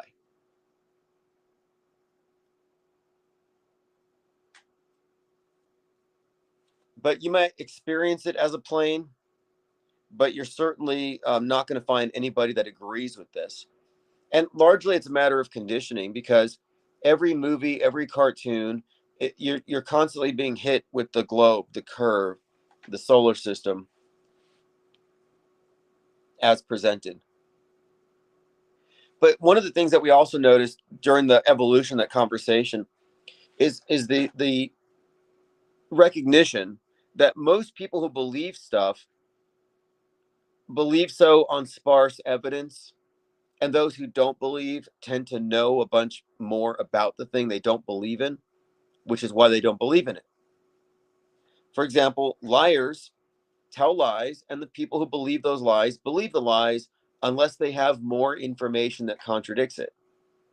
So those who have more information arrive at disbelief. And so what we constantly found was the people who believe the official model and all the official narratives regarding space travel, etc., tended to know very little about space. So then you arrive at this conclusion where, okay, we're looking at an area where we have to outsource our perceptions. So you're left with no choice. You either believe it or you're left with this blank spot. What are you going to do? You claim agnosticism forever? How long can you hold out before coming to a conclusion about what you believe? Well, in my opinion, based on the behavior of media at large the entire time we've been observing, and as far back as we can look, I think you're very much well justified in not arriving at a conclusion until you feel like it, even if it's 2060. And it doesn't make you a flat earther. It just means you don't believe that the world as we have been shown is undistorted, untainted, unaltered. There's a big difference. You can't let them use some pejorative to marginalize your skepticism as some kind of aberration when it's actually part of the scientific method. In fact, don't you believe the science? Well, no, science isn't something to believe, it's something to use. It's a methodology. So you shouldn't believe the science. You use what the scientific method provides to create the best theoretical model to arrive at what is true, but it's not strictly a belief system. No. And skepticism requires that you suspend final judgment until you've assessed all the available facts, the best information. And new information always has to be included, even if it reframes the entire model. Plain Dakota says because it's a religion. Yeah, I've been saying for some time that we do have a de facto religion, world state church, church of Nasatology.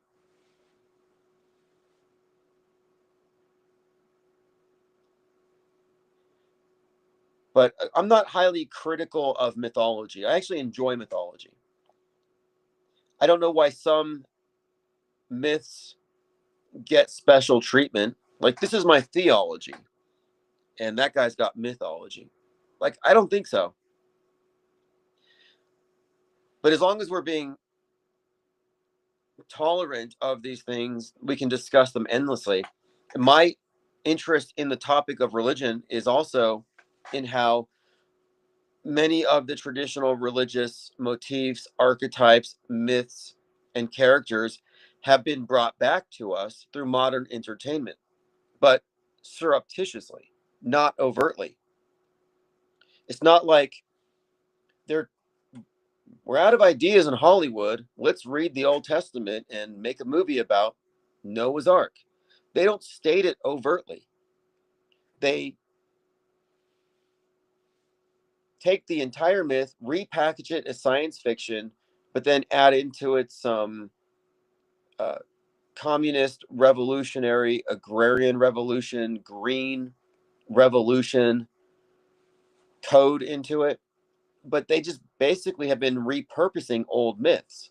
And after watching Superman and Fantastic Four, I concluded that the reason they're doing this, like Superman was entirely sun god, savior, descended savior, basically uh, this recurring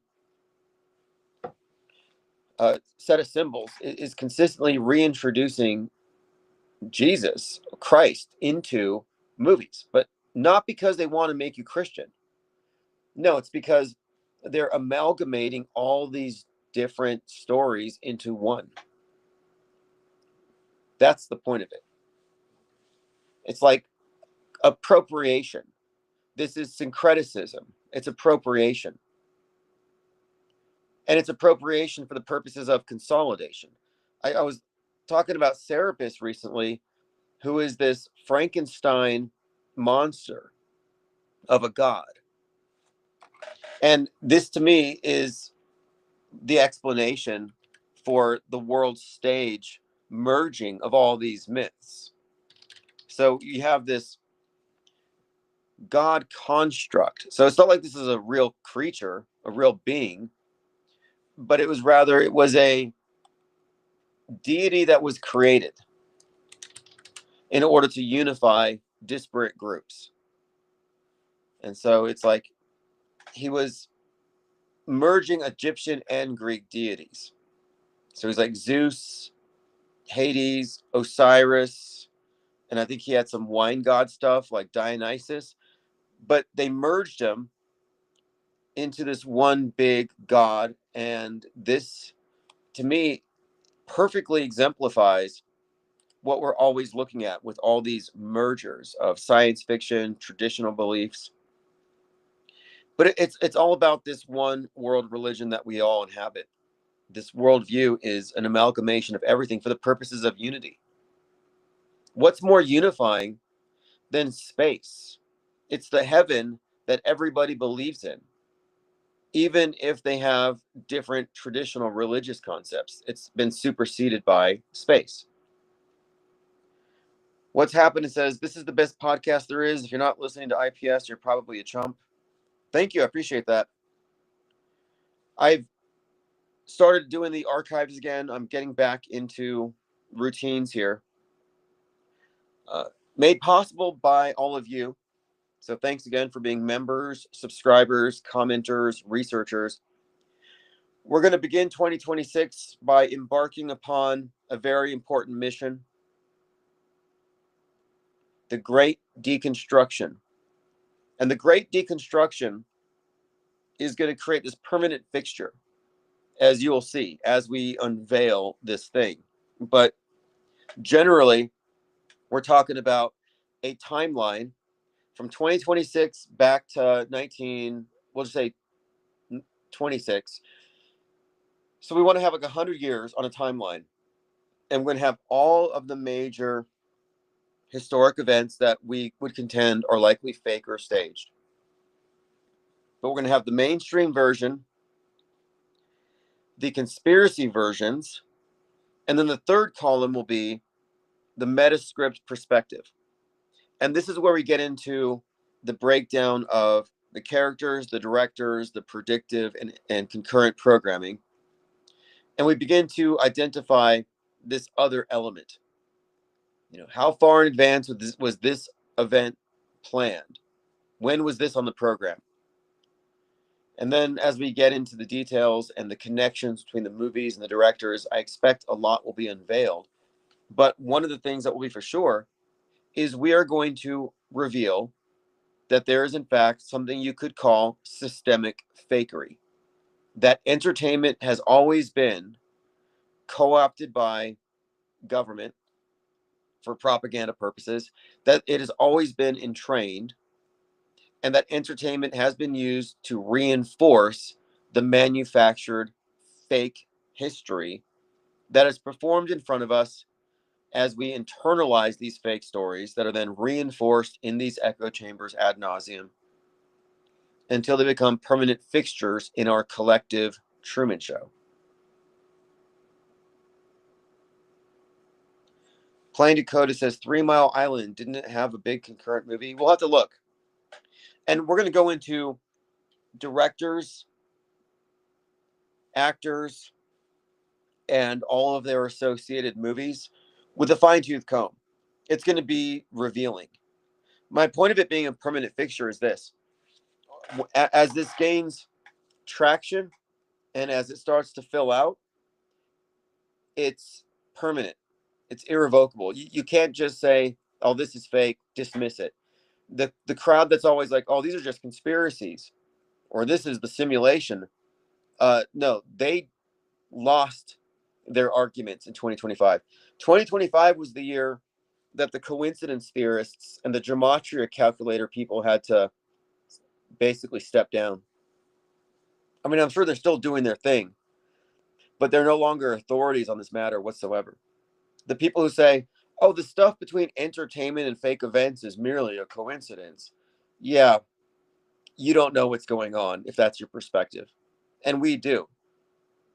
But as we start building this out, it's going to stand on its own merit. We are describing the model, we are describing a methodology, and we are describing systemic fakery and the entrainment between entertainment and psyops, and how this has gone back 100 years. I don't know how far back this process has been implemented. I think we're looking at the newest iteration of something that's probably ancient. But as this unveiling begins, it's going to metastasize. Others will see what we're doing. It's like starting a fire, because once it starts, once others start adding on to it, you're not going to be able to stop it. It will spread like wildfire over every fake event. Once the methodology is implemented, the mind maps are put in place, our standards are acknowledged, and our definitions are also implemented. So we have the predictive concurrent reinforcement, hoax indicators, meta scripters, and then the concept of news bending and history bending will be thoroughly elucidated through this entire process. So again, 2026 is the year of the great deconstruction. And this is why we are going to be recruiting. And by recruiting, I mean, we're going to be challenging various orthodoxies, guardrails, and narratives that are popular conspiracy theories for the purposes of making a distinction between alt media and off world stage, and simultaneously getting the attention of those who don't belong in alt media, but who have nowhere else to go because they didn't know that we have this off world stage perspective. Dave J says all that's been done. No, it hasn't. It has not. You can't project your situational awareness onto the rest of the world. The iPS think tank is the only think tank that has figured out what predictive programming is. The bifurcated psywar, the fake pros and the antis. That's why we're not here huffing chemtrails with some of you truthers. And no, this has not been done. If it's been done, point it out. Tell us where. I remember you've raised this before, and I'm like, what is this guy talking about? You're a dinosaur.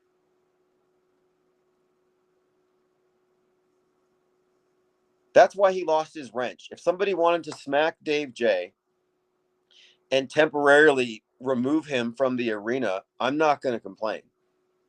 That's what the wrench is for. Somebody handle Dave J if you want to. I mean, I'm not telling anybody what to do. This is not my personal army, but if I were in a room with this person pushing these agendas, I probably would have dusted him by now. No hard feelings, though. I mean, this is all just a game.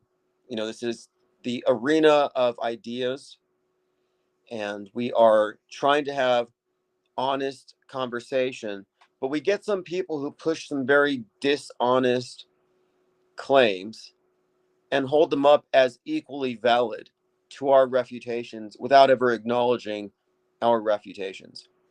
So these are believers, hardcore believers in delusions. And we can no longer treat these as equal because they're not. Thank you, Anonymous 3666. Again, it's nothing personal, but it's quality control.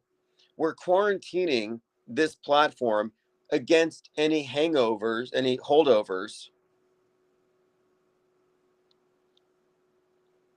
from the alt media ecosystem. And the reason why we need this distinction is this. What we're trying to do, the objective here, is to create a disruption. And we have a major advantage. We don't have, as far as the iPS think tank, we don't have any kind of constraints to any particular framework. We're operating outside of their frameworks, and they don't know they're in a framework because they haven't stepped outside of it. You have these Truman Show captives trying to lecture us like they know something we don't. No, we are the most informed media analysts on the internet speaking about these things. It's a perspective thing. If you don't know about PSYOPs, news bending, the world stage, the program, the meta script, predictive reinforcement, concurrent programming, systemic fakery, entrainment between PSYOPs and fake news and meta scripters and government propaganda through every entertainment vector. If you don't know about this and include this in your frame of reference, you're underinformed. You don't have a complete assessment. You're blinkered. That's just a fact. Plain Dakota says Dave J figured it out already. Yeah, that's what I'm saying. So solipsism is compatible with the world stage belief systems. You can coexist. You can have your own personal religion, your own personal cosmogony. You can claim you're God. It's all good on the world stage. But out here, we don't really have to tolerate that. We stepped outside of that closed system that elevates belief to something equal to knowledge, direct knowing, experience, reality tested facts. And if your reality tested facts contradict their beliefs, they throw your facts out the window. Like, no thanks. I don't want to be a part of that. I'm not a part of it. I'm actually a conscientious objector to your world of lies. I like that some people in the chat, they spell beliefs with a capital LIE. And I think that's valid. Because, lying is the basic technique of witchcraft. Aleister Crowley wrote a book called The Book of Lies. And the word of the new age, abracadabra, which means I create as I speak. And the idea here is that magic is about implementing the will at the highest level to where you're a self-aware co-creator acknowledging the power of words to create, that words are spells. So if you accept that premise, you live by it, and you are very calculated about the statements you make because you believe that words are spells, then what does that say about your interpretation of lies? Well, then you would recognize that a lie is the use of the spoken word to alter or warp or distort reality. So magic is a way of imposing your will, distorting reality through what? Through spells, which are often lies. These are spoken as, and I see this in a lot of spellcraft and schools of magic.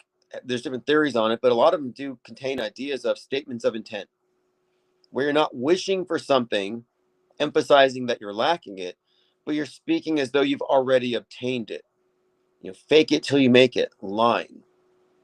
So, lying is inherent in the world stage. It's a lie world order. You got these false stories, these lies that are believed. And so the believers are the enablers of the lies. This world of lies only exists because we have believers who carry the lies. If it wasn't for all these maids patients, the world wouldn't have been shaped by mind viruses. Somebody just had a countdown. A bunch of people are drinking champagne and making out or whatever. A couple time zones away from here. So there's a couple more hours till we reach it here. I don't have anything in particular planned. I don't have a kazoo or confetti, but I'm pretty sure where I'm at, there's going to be people firing guns. So I don't want to even go outside unless I get shot.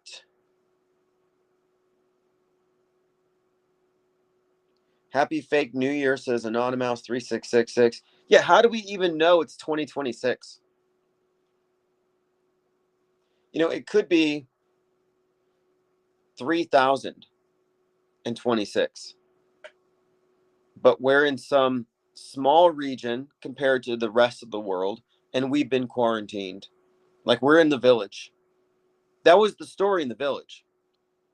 In the movie The Village, you have this commune where they're living like it's mid 1800s, rural, no planes, no 20th century, and they don't know that they've been quarantined and they've been kept 100 years, a couple hundred years behind as far as technology and education.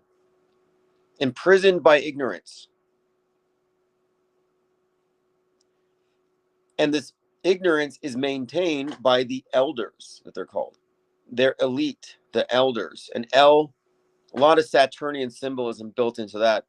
But the elders maintain a false worldview to imprison them in their ignorance and to keep them blissfully unaware.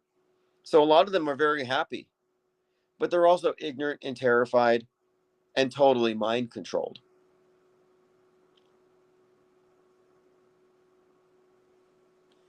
Whatever year it is, let's just go with this. It's 2026. Every single fake event that you're going to experience in the next year is already in the books, already written, already planned. Crisis actors have already signed their non-disclosure agreements. The CGI work has been done. The squibs have been ordered. The agencies involved have all been tapped on the shoulders. Hey, this date, we're going to do this. Netflix is going to release contemporaneous PSYOP reinforcement content. So we shouldn't act surprised. Like when something that happens, we don't need to react anymore. By reacting, I mean like a visceral reaction, like it actually happened. But we should instead be not jaded, but just observant. And then we will respond when we have a little more time and information. But you're not going to see me leading with engagement bait or falling for truther bait, which is something that's consistently observed. And look, truther bait, which refers to false narratives about the event planted there to make the conspiracy theorists look dumb. That's a very common facet of a PSYOP now. It's a hoax indicator because real events don't have a bunch of fake narratives planted all over to mess with the heads of conspiracy theorists. No, only fake events do, because they account for the people who won't believe, and they want to discredit them and misdirect them because they're being accounted for because the event is planned in fake.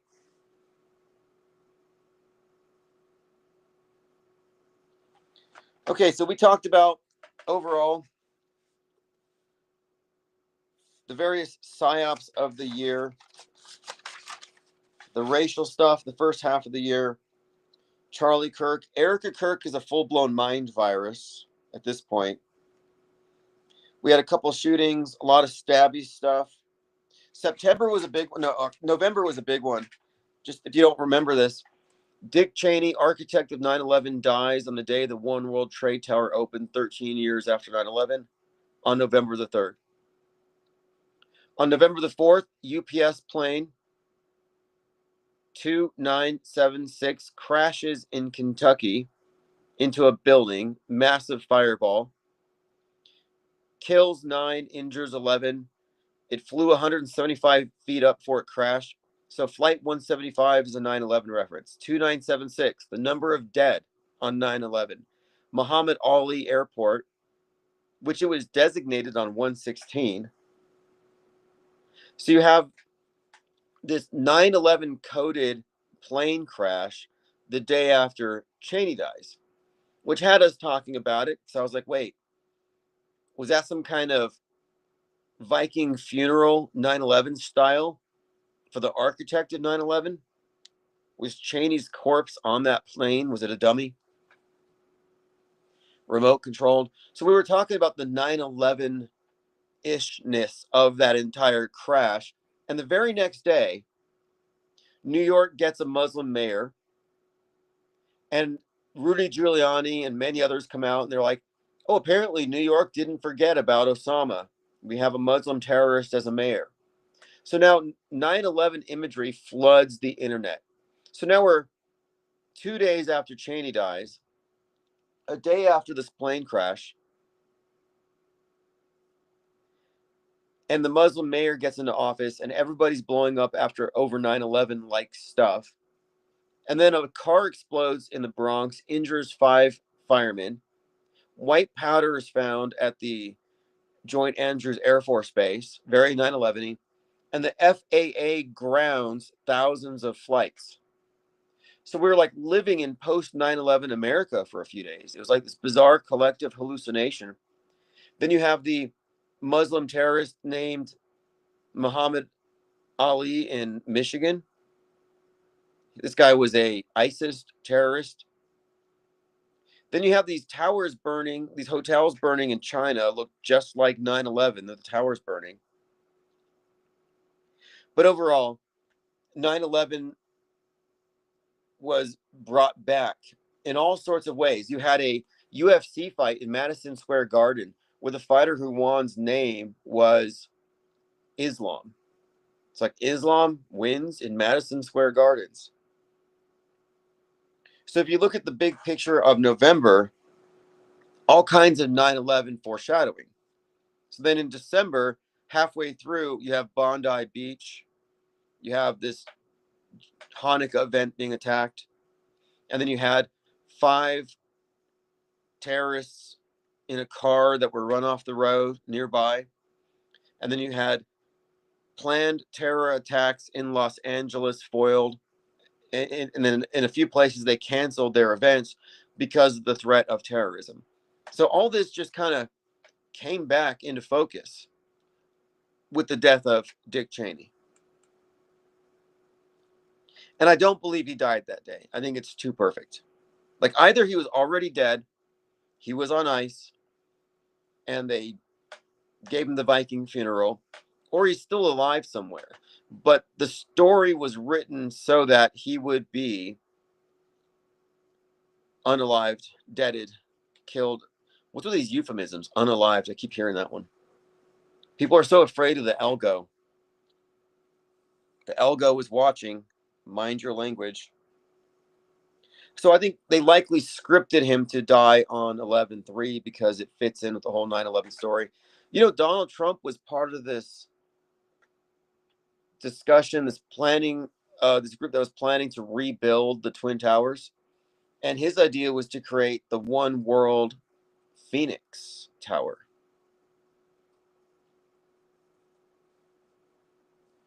Again, 11/3, very significant date. 11/3, 3/11 has a lot of references in the realm of predictive programming. So again, there's just a lot of questionable stuff there. Exploring again says Happy New Year's. Oh yeah, you're on that side. You're in the part of the country where the people think that airplanes and planets are drones.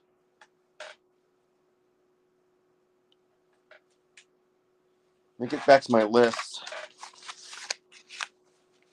We talked about Psycho Stew. That was fake.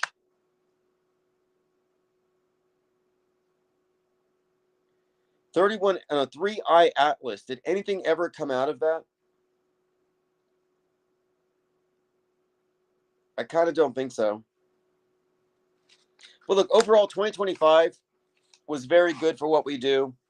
Special thanks to Erica Kirk for eliminating the weak claim that the correlation between entertainment and psyops is just a coincidence.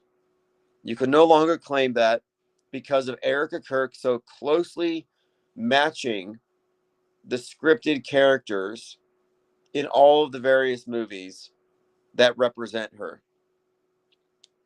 Snake Eyes, Heads of State, Tempest. It's too perfect. Violet Pengon says that UPX crash was 3 on board, 11 dead on the ground. Yeah, the reports were interesting because it was like 3/11, then it was 9/11. And I'm sure we didn't get to all of it. Dorian says, New Year sucks for my rescue animals. Oh, yeah.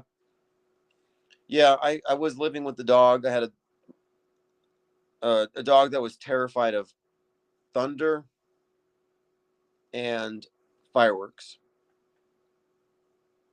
It's really bad for a lot of dogs. I mean, the way I handled it was using a fan for white noise.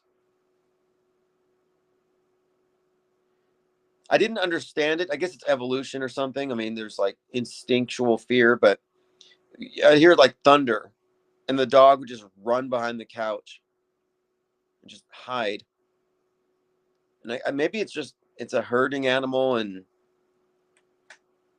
it's just instinctually terrified of getting caught out in the rain. But the fireworks are the worst. Absolutely. I've had dogs run away because of fireworks and to go find them later. They freak out. All right, let's continue here. I know we've missed quite a few psyops. There's some that are still ongoing. The Rob Reiner, Nick Reiner, Jake Reiner thing, very much strangely coded with Frankenstein's monster. And there was a lot of stuff that we were finding actually that we have to delve into with this father-son dynamic. There was something else too having to do with the Bondi Beach. I think it was another father-son thing.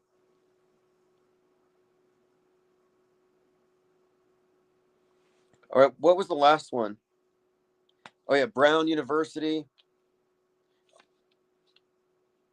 which of course had 2 previous survivors of school shootings who were locked down. Firebrander says your wrench is gone. I'll go ahead and fix that. Yeah, just speak up or leave a comment. I'll hand out wrenches. So we're going to be moving on to the next project, which is the Great Deconstruction very soon. I don't know about South Park this year, but possibly. South Pole, excuse me. Exploring says much love, wealth, health, and happiness. Well, I think 2026 is going to be, if anything, if we have to look at the present media climate, I think we might see something along the lines of alien invasions, nukes, and I think that was the main one. The elite in bunkers is a big one. Could this be the year of the Oppenheimer? We're in the middle of season 2 of Fallout, and there's kind of a cliffhanger in Tempest that I have to keep watching it, but I hate making predictions. And there was this loose prediction I made. I was talking about Christopher Nolan in Dark Knight Rises, where there's a character who's not wearing a mask. And Batman's like, put on a mask. And he's like, I don't need a mask. I'm not scared. And he says, it's not for you. It's to protect the people that you love, which was a line right out of 2020. And then he hands him a spiked smoke bomb and says, count to 5 and throw this. So it looks like a COVID ball. So you have a mask reference, a COVID ball, and he throws it and he creates a mushroom cloud. So I was like, wait, count down from 5 from COVID and you get a mushroom cloud. So I took from that maybe 2020, count 5 years, then we get the nuke. Now, mind you, this movie was out at least 7 or 8 years before Oppenheimer would have gone into production. So long before he even knew he was going to make that movie, you had this bit of foreshadowing where he's somehow connected to the mushroom cloud scenario. So I'm saying, based on the predictive programming environment and the concurrent programming, it seems like we're ready for Fallout. We're ready for an EMP.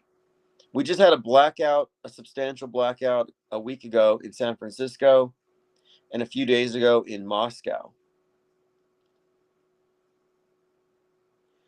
Soap Psyopera says 2026 will be a psyop to remember.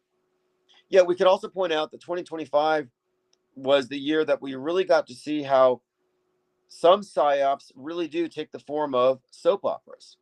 If you look at the alt media between the woke right and the neocon right, and the fractures between Tucker and Nick Fuentes, Candace Owens and Tim Pool, Alex Jones and Candace Owens, what you're seeing here, and then of course Erica Kirk and Candace Owens, there's a soap opera like element here in this big psyop where the central story about the assassination is continually reinforced with all these rumor and gossip driven stories.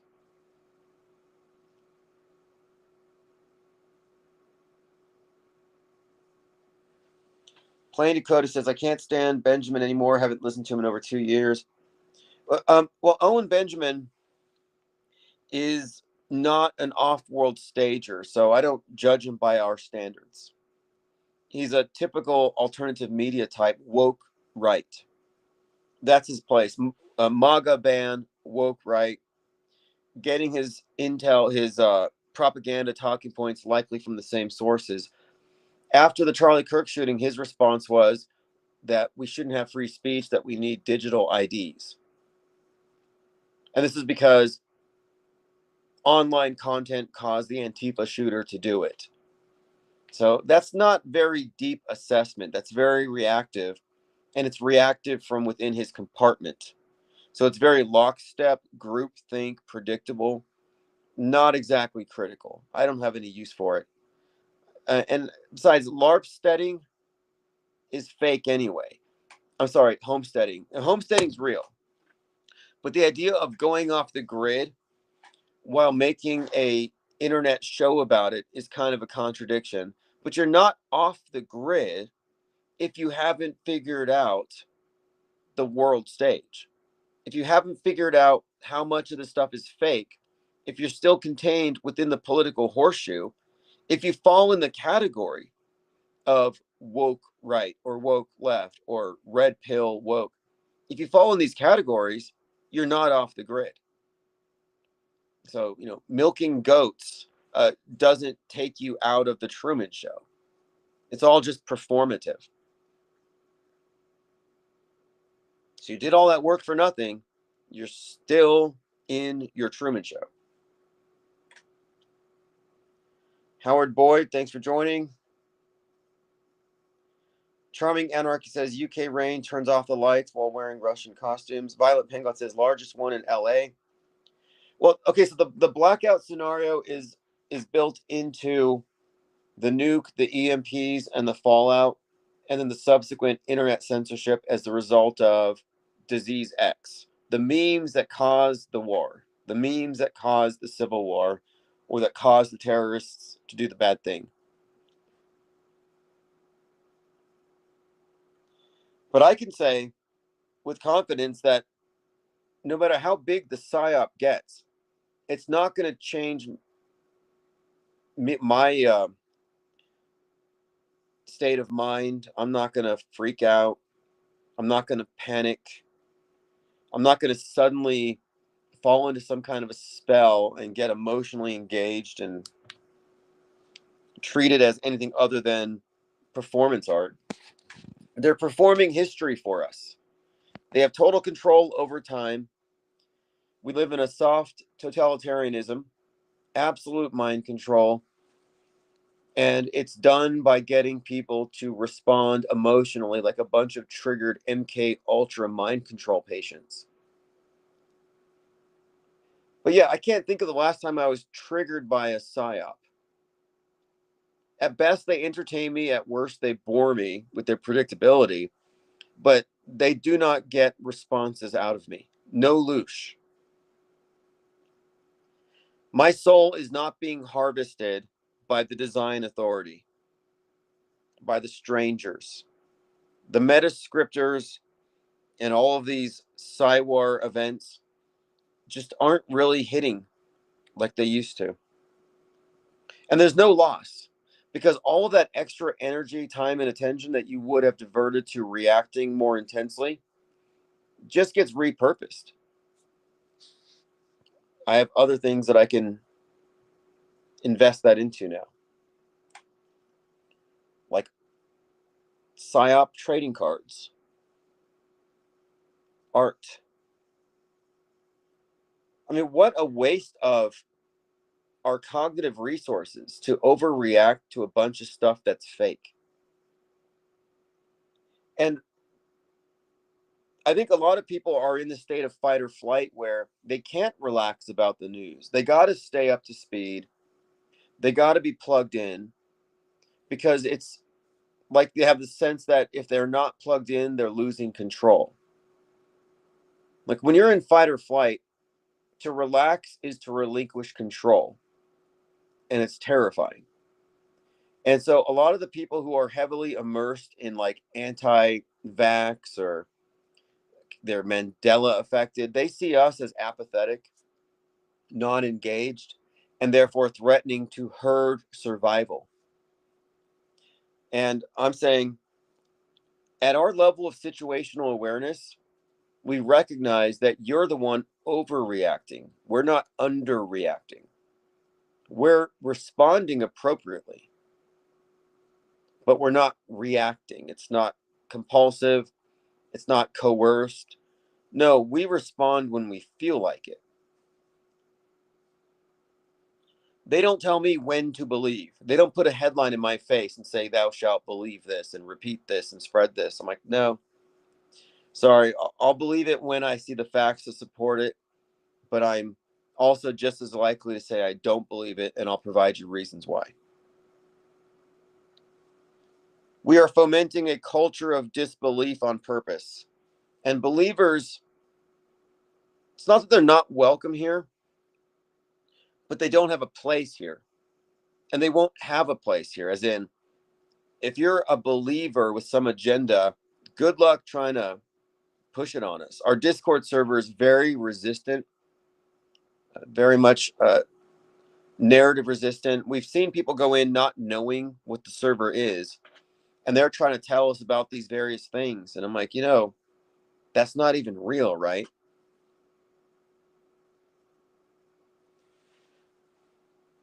All right, everyone, thanks again for the comments. Another great year, highly productive. Introducing, of course, the handbook for the recently deprogrammed is one of the main things that we've done this year.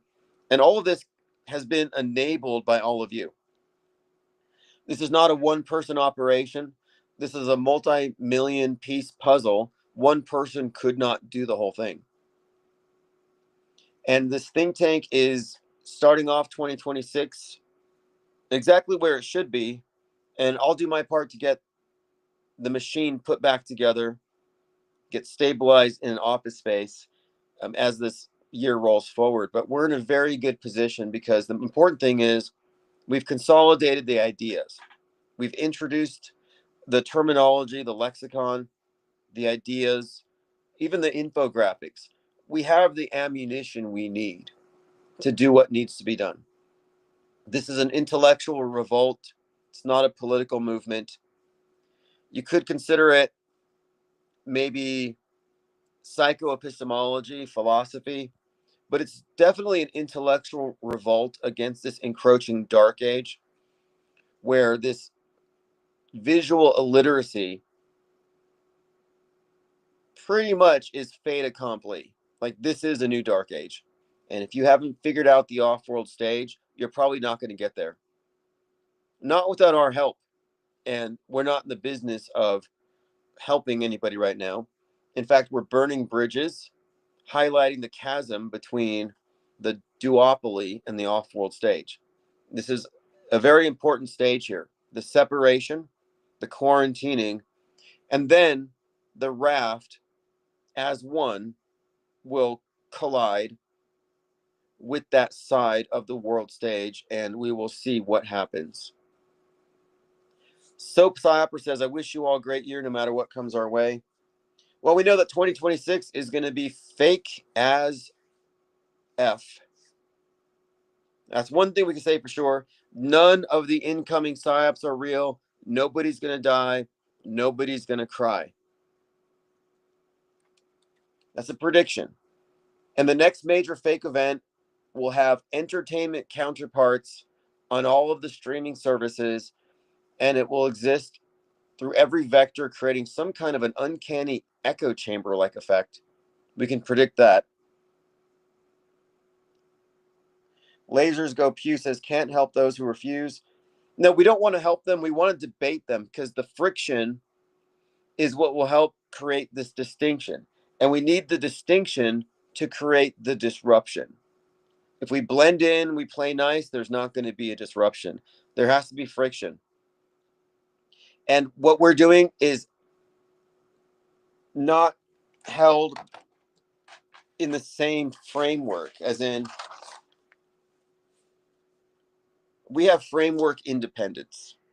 That's a competitive advantage they can't do anything about. And when I say they, I mean anybody defending the old operating system is powerless to confront what we're presenting because this is outside of their frame of reference. They don't have the situational awareness. And this is just a fact. I know there are people who don't like labels, but you know what? Point of view matters here. And if your point of view is congruent with Wikipedia, we don't have the same worldview. And as Confucius says, the beginning of wisdom is the ability to call things by their right names. And that's what we have done. That's what the handbook is for. We have to label this invisible system, this invisible prison. We have to describe its architecture. And that requires a lot of terminology, concepts, words, and graphics. And we have it now. We have the ammunition that we need. All right, we will see you all in Discord. And what is I'm so out of sync. I don't even know what day it is. It's Wednesday. Okay. All right, so we'll be around tomorrow. Big Hair Tsunami brought in a sack of blue wrenches. Brandon, Rocco Calzone, Vertjon, Pervita, Austin, RJ, Slow Boy Whiteboard, We, Retrospectology Runner are all recipients of the highly coveted 18-inch blue titanium wrench, the likes of which dusted Dave J about an hour ago. But who's going to warn us about the chemtrails now? All right, have a great night and Happy New Year. Mine happens in about 90 minutes, so maybe I still have time. I'll try not to get hit with any of these bullets. People here are so reckless. See you in Discord. Go to ips.monster for all the relevant links.